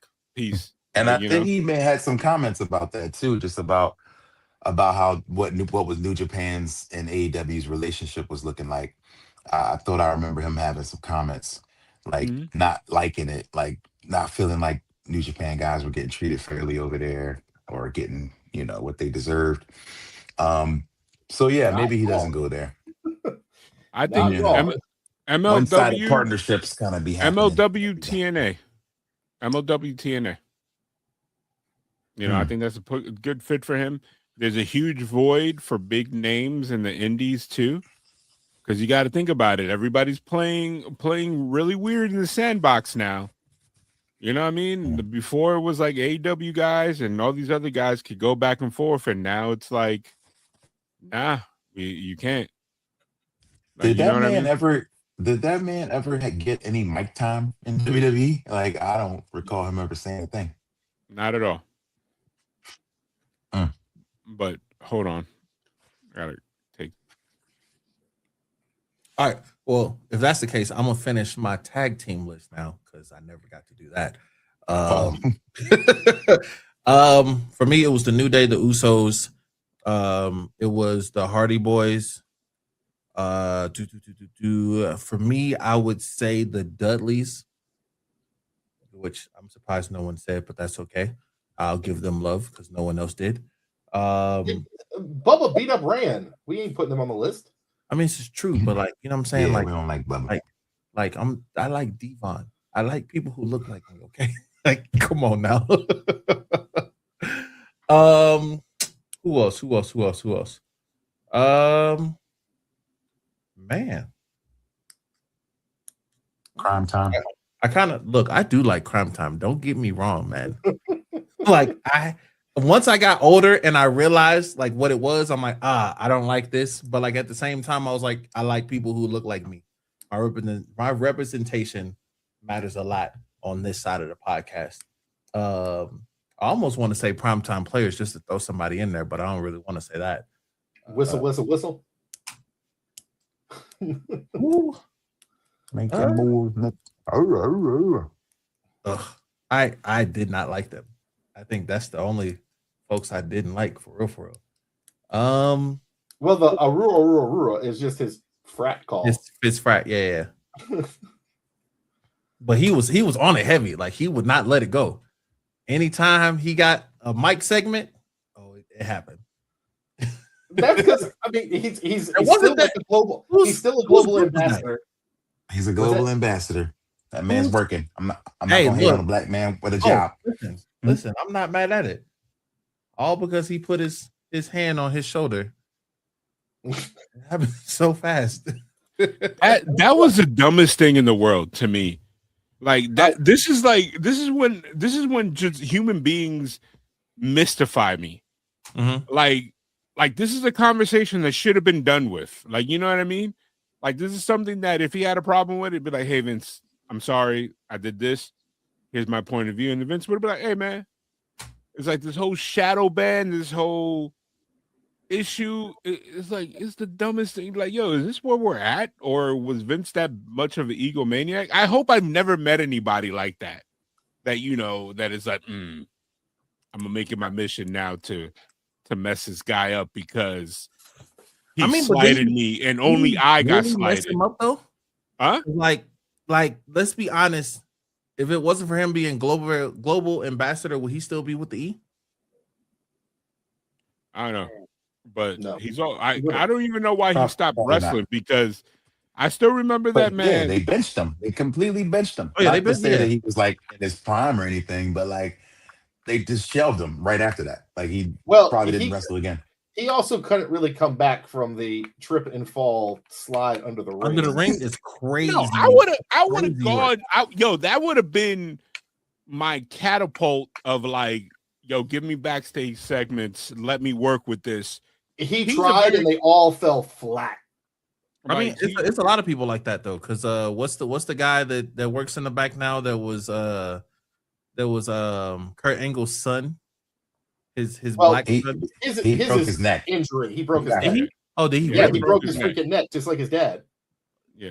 Wait, that's not Um, really his son though, right? Like, No, That, it's not. no. Oh, That, Wait, that- wait, it's not. Like, wait. Wait a minute, y'all. First of all, shout out to Kurt Angle for being cousin-in-law to my favorite actor in the last 5-6 years, John Bernthal. So Right? Yeah. you know, we greatest haven't That talked- microcasm is amazing. what's the guy we haven't That's talked a- about on the podcast for a while? you talking about Josh Shigara? I Yeah. mention him in my Shout out. prayers daily, baby. Front of the pod. Daily in my prayers. I'm like, thank you, Lord Jesus, and thank you, Josh Shigara, for letting us exist. But Okay. your last team, you haven't given us your last team. Please, this is the longest top 5 list of all time. longest segment. First the of all, pod. you shouldn't have to look it up. You're looking it up like random tag teams. Oh no, I have other stuff up. He's like, to be hold real, on, are they black? who's my How five? about the gangsters? Give it to the gangsters. First of all, the Gangsters were the most out of shape tag team in the world, and if it wasn't for What? ECW, they would have not been great. I'm I sorry, will- I I love will- New Jack. New Jack, his promos live rent free in my head. Oh God, Yeah. Like, Too much hey, New OJ, Jack. I That's see what you're doing. Keep up the good work. I'm like, bruh. so I'm gonna go Crime Time off their segments alone. Like Oh, off they- of They made when they sold the tickets to DX outside the arena. Oh my Hilarious. gosh. Same time, man. Same time. I don't know you. all right, but we've gotten so far away from what this day is, Oh, and it's yes. a day of remembrance Can we get back? for the much loved. And to round this out tonight, Preacher. let's start with Rand, and not what do we predict, but what do we want to see? Nah, screw Mhm. that. Rand, start doing the New Day song a cappella right now. Go. Okay. Yo. No, I'm just gonna do that. No, I honestly would, man. I was about to say we could name favorite New Day segments, but Now that's what I like. but I don't want of course I don't want this to be over. I want New Day versus Young Bucks. I will go pretty close to the end of the earth for that. I want Xavier Woods versus Kenny Omega. I'd go pretty far as well to see that. Um, Somebody put up a good thing about imagine the bumps that Kenny will take so that Xavier gets his first 6-star match. uh, I'm all for that. I just Oh, man, man. they no. Right. You need to just like we always say, go out on your own terms, right? Everybody needs to go out on their own terms. And if this was them saying we're going out the way we want to go out, I'm okay with it. But if they're thinking we got more in the tank and we want to give what we got, then that's what I want to see. So honestly, I want them to make the final decision on their career. And I think saying no, I won't restructure my deal for Kofi Kingston to end his career that way is criminal. Like it's not right and it makes me angry. So I really hope that is not the end. Like Bro. they deserve so Let's be honest. wrestling, but like the sign and trade type thing or the sign and retire type deal they do for veterans, it's like, yo, I wish that was an option. Can y'all still hear me? Because y'all are frozen. On Yeah, my yeah, side. we hear you. Oh, we hear you. Keep going. Okay. I wish that was an option to be like, all right, y'all don't want us, y'all don't want to pay us this. Give us 3 months. 3-month flash retirement run like you did AJ. You know what I'm saying? Give us the flash retirement run we done at Rumble or wherever. You know what I'm saying? I would take that over we're parting ways. That's the luck of future endeavors. So but Would honestly, you I take want that them to go over out on their own. AEW though? I don't know if I'll take that over AEW run. If that's what they want. That's all I'm saying. It's like, I don't know. That's just how I feel. Like, if that's what they want to go out as, like, yo, let's have a legendary final run and retire, go off in the sunset. But I would love to see an AEW run. Just all we need 2-3 matches. That's it. Give me 2 or 3 matches, and then the party back together, playing games on AEW's YouTube channel. I'm okay with that too. Yo, that's how I cheated my way into a lucrative year of Twitch streaming. That I rounded out the Valorant Mondays as the 5th. All right, Marcos, what do you want to see? Or your favorite segment, as Derek mentioned. Favorite segment is probably the freestyle battle over 4th of July weekend with the Usos. That was Rand's favorite one too. Yeah, because Rand was in it. What I would want to see, I would want to see them come in as a group, but do things as single stars and give us, the run and the tag team matches we want. Do a short-term deal, somehow come back to WWE and give us a New Day Hall of Fame run, and then call it quits. And it'll fit everybody's timeline. Like, I don't want 3 years. I don't want 2 years. I was like, wait, what? Of AEW. Like, you know what I mean? Because what happens eventually with all AEW signees is you're doing nothing for a little while. Yeah. We don't need that. We need all gas, no brakes with it. Got it. I think the one thing that could make it different for them is the up, down, down of it. Having the party back together, having Kofi in there playing games, doing backstage segments like that, having that extra layer, I think that's something that could prevent that from happening with them. I don't know, man. Like, they can monetize that on their own. They don't need that to be featured. I think they came up with that in the WWE to have TV and to have more engagement with their fans. But I feel like if they include that as part of the AEW deal, they're giving up a check that they can earn on their own and be independent with it. I think AEW would allow Austin to have that channel on his own and still be featured. I think that's one of the big differences. If it was kind of like like like podcasts. Like today's episode is brought to you by Beats, dude. Bootios or whatever. Like that. Like, yeah, you cut them a check as a sponsor, but not like it be featured on your programming because honestly, and this is something that nobody talks about, Being the Elite got bastardized when AEW became a company and they started using it to further storylines, and it was just like it took away the soul of it. Oh yeah, Being the Elite before that was amazing. But one of the things that doomed Up Down Down for what it was going to be and why it never was Austin's is because the original vision for Up Down Down was that it was going to be a travel show. Yeah. He was going to go to all of these like retro barcades and play random people in Tekken and play random people in random old Mortal Kombat games and stuff like that. And then hey, we ordered a burger from here too. Come check it out when you're here. What do and you then mean it evolved into what it is Rand, today. I need Rand to clarify. What if they can't use Kofi?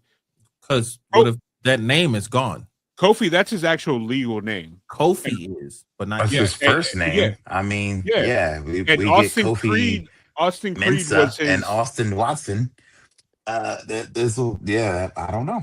But no, the Austin Creed was, I believe he copyrighted that Trademarked it. before the trademarked that. So- before Yeah, Austin Creed is his. So That's his. the things that they can use, Kofi that- Creed. Come technically- on now. That's a great. technically from WWE. The things that they can use are the names that they took on Up Down Down. So Austin Creed, he can use it outside of the WWE. What is it, Mr. 24/7 or Mr. Got Your Ass? They can be used Hey, outside. they could just simply be outside of Kofi and Creed. That is dope and simple. yeah, You know, I like that. WWE is the Kofi- only Kofi ones. and Creed. Is the only ones that like giving people last names like they were giving wrestlers jobs in the 90s. I mean, true. Cesaro's Like- name is Duke Dumpster Drosy. Kofi Like, got you. That's good. Kofi got you.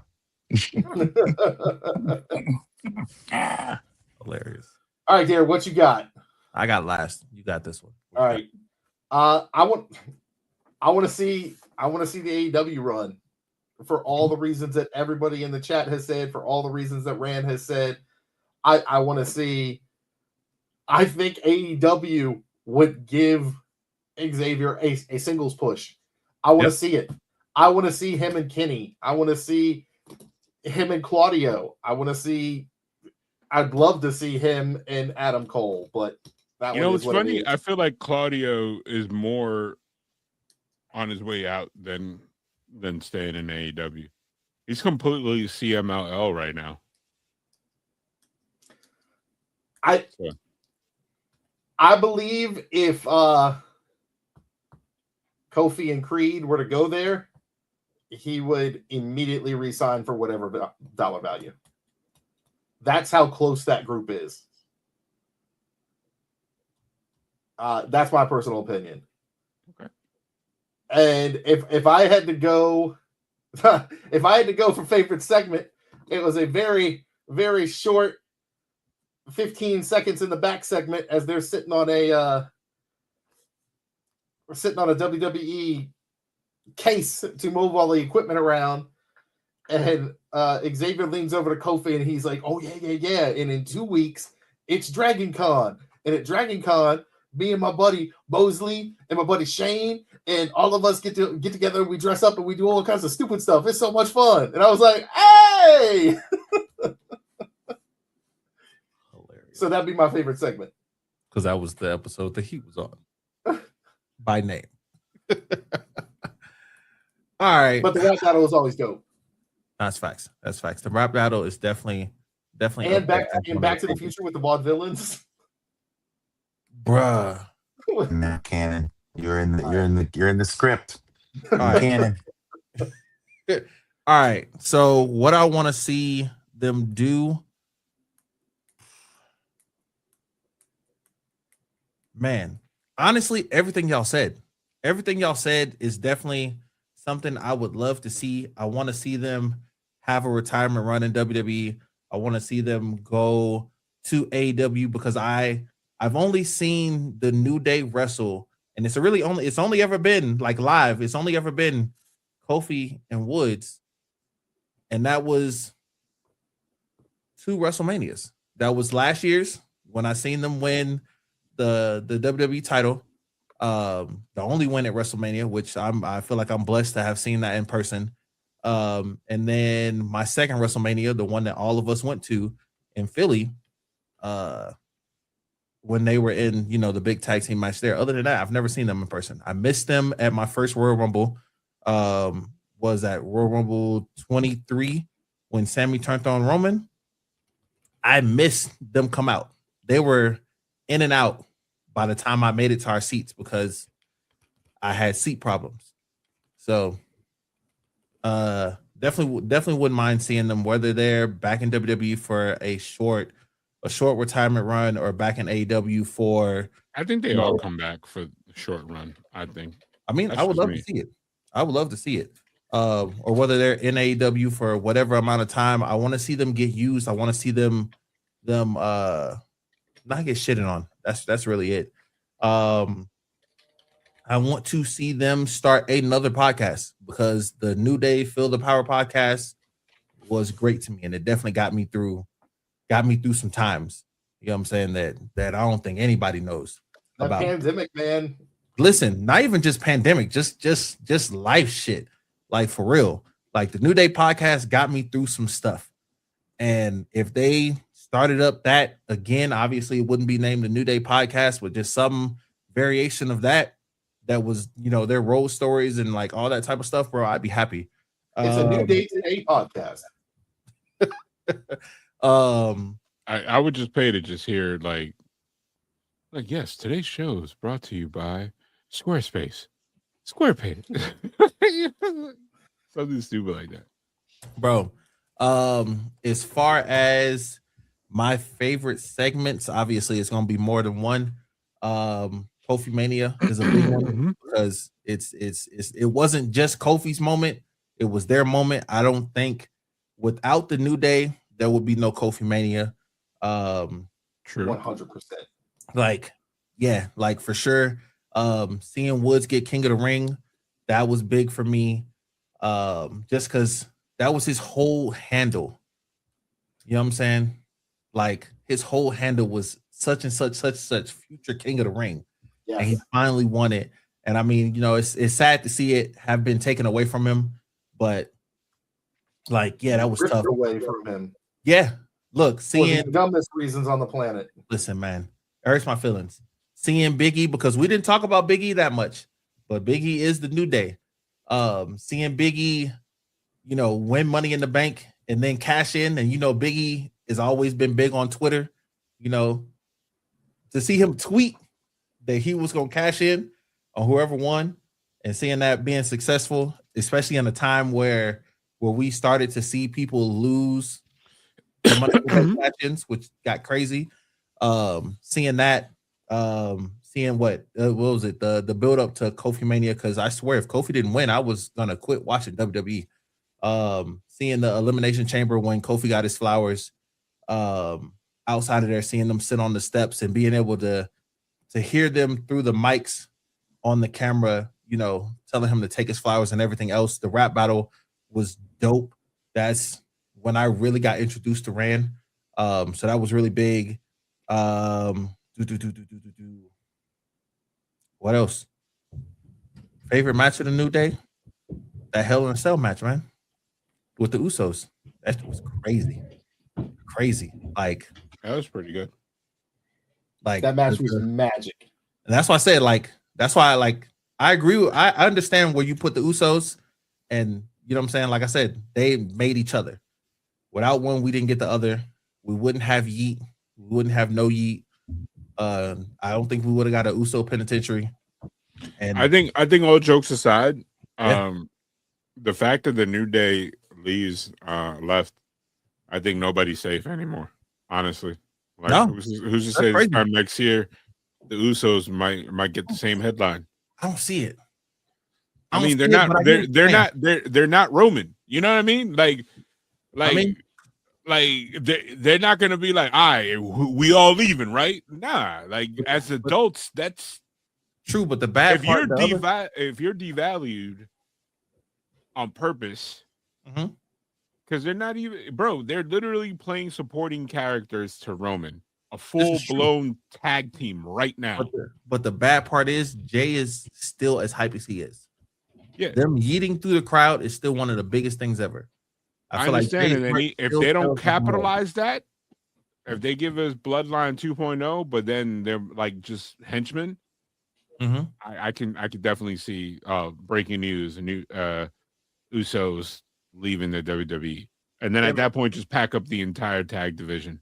I No- mean, and listen, no disrespect to the tag teams that are left. the tag team division is about to struggle. Like, in my all honesty, the tag team division, now that the New Day is gone, you got the Usos and you got the Street Profits. And we haven't seen the Street Profits in so long, like in a ring, doing what they do. They still haven't wrestled.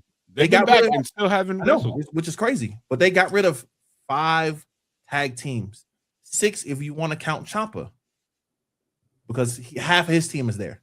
Yeah, that's a lot. Just on the tag, and everyone that they got rid of was tag team champions. Yeah, but all right, It wasn't just so That's crazy. you know. So as a last, anybody want to say last words before we end this episode, officially mourning the New Day passing on from the WWE to maybe greener pastures. I hope. I have to believe in my heart of hearts it's for greener pastures. I think it would only be right if we end off with our fearless leader, Shane. Go ahead and spotlight that man again one more time. And Come on, don't spotlight. on behalf of the Bumps and Bruises podcast, thank you, Rand, for joining us. I know it's like a million. Oh man, Jeez. it's Hours 3 late over a.m. there. here. Yeah. I you're a gotta real go one. to bed. It's 3 You're a real a.m. one.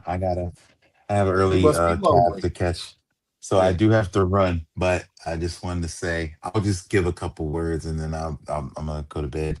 But this is it's a tough time, but I'm glad we have friends. We have wrestling and the show goes on and then now together forever and all this nonsense.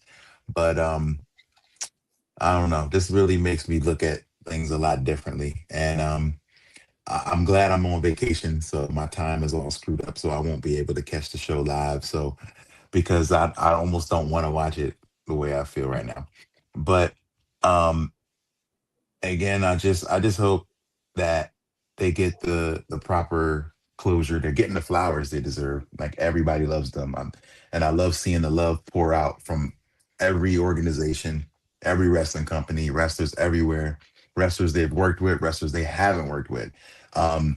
They just have universal love and respect, and I know that means we gonna get something special happening because good people don't just go out falling on their face like this. So the story isn't finished, and I'm just really excited to see what happens next. And that's that.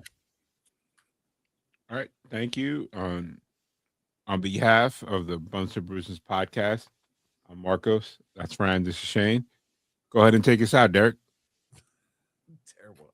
We're gonna fix that real quick. Hold on. With the close up, give me I the close up. can't do the close up, but the way you're terrible. I don't know what you mean. Listen, the way I want to end the podcast, man, is just saying thank you. Thank you to the New Day. Thank you, Kofi Kingston. Thank you, Big E. And a big shout out to thank you to Xavier Woods. Like, if it wasn't for you, we wouldn't have had the New Day. You put this together. You had a vision. Yeah, man. Just we appreciate y'all and all the hard work y'all do. The missing time with your families. And just all that, the bumps that you did, the bruises that you have, the surgeries that you've had to go through, like all that is a big thing. And y'all got to take me off of this because I appreciate the spotlight. But nah, man, just a big shout out to y'all for doing what y'all do, for entertaining us for, what is it, 16 years? How many years has it Something been? like that. But I think it's a good place to end it. You guys have a good night. Thank you for joining us in this special edition of Bumps and Bruises podcast. There we go. Oh, it's the boys. The New Day. Peace.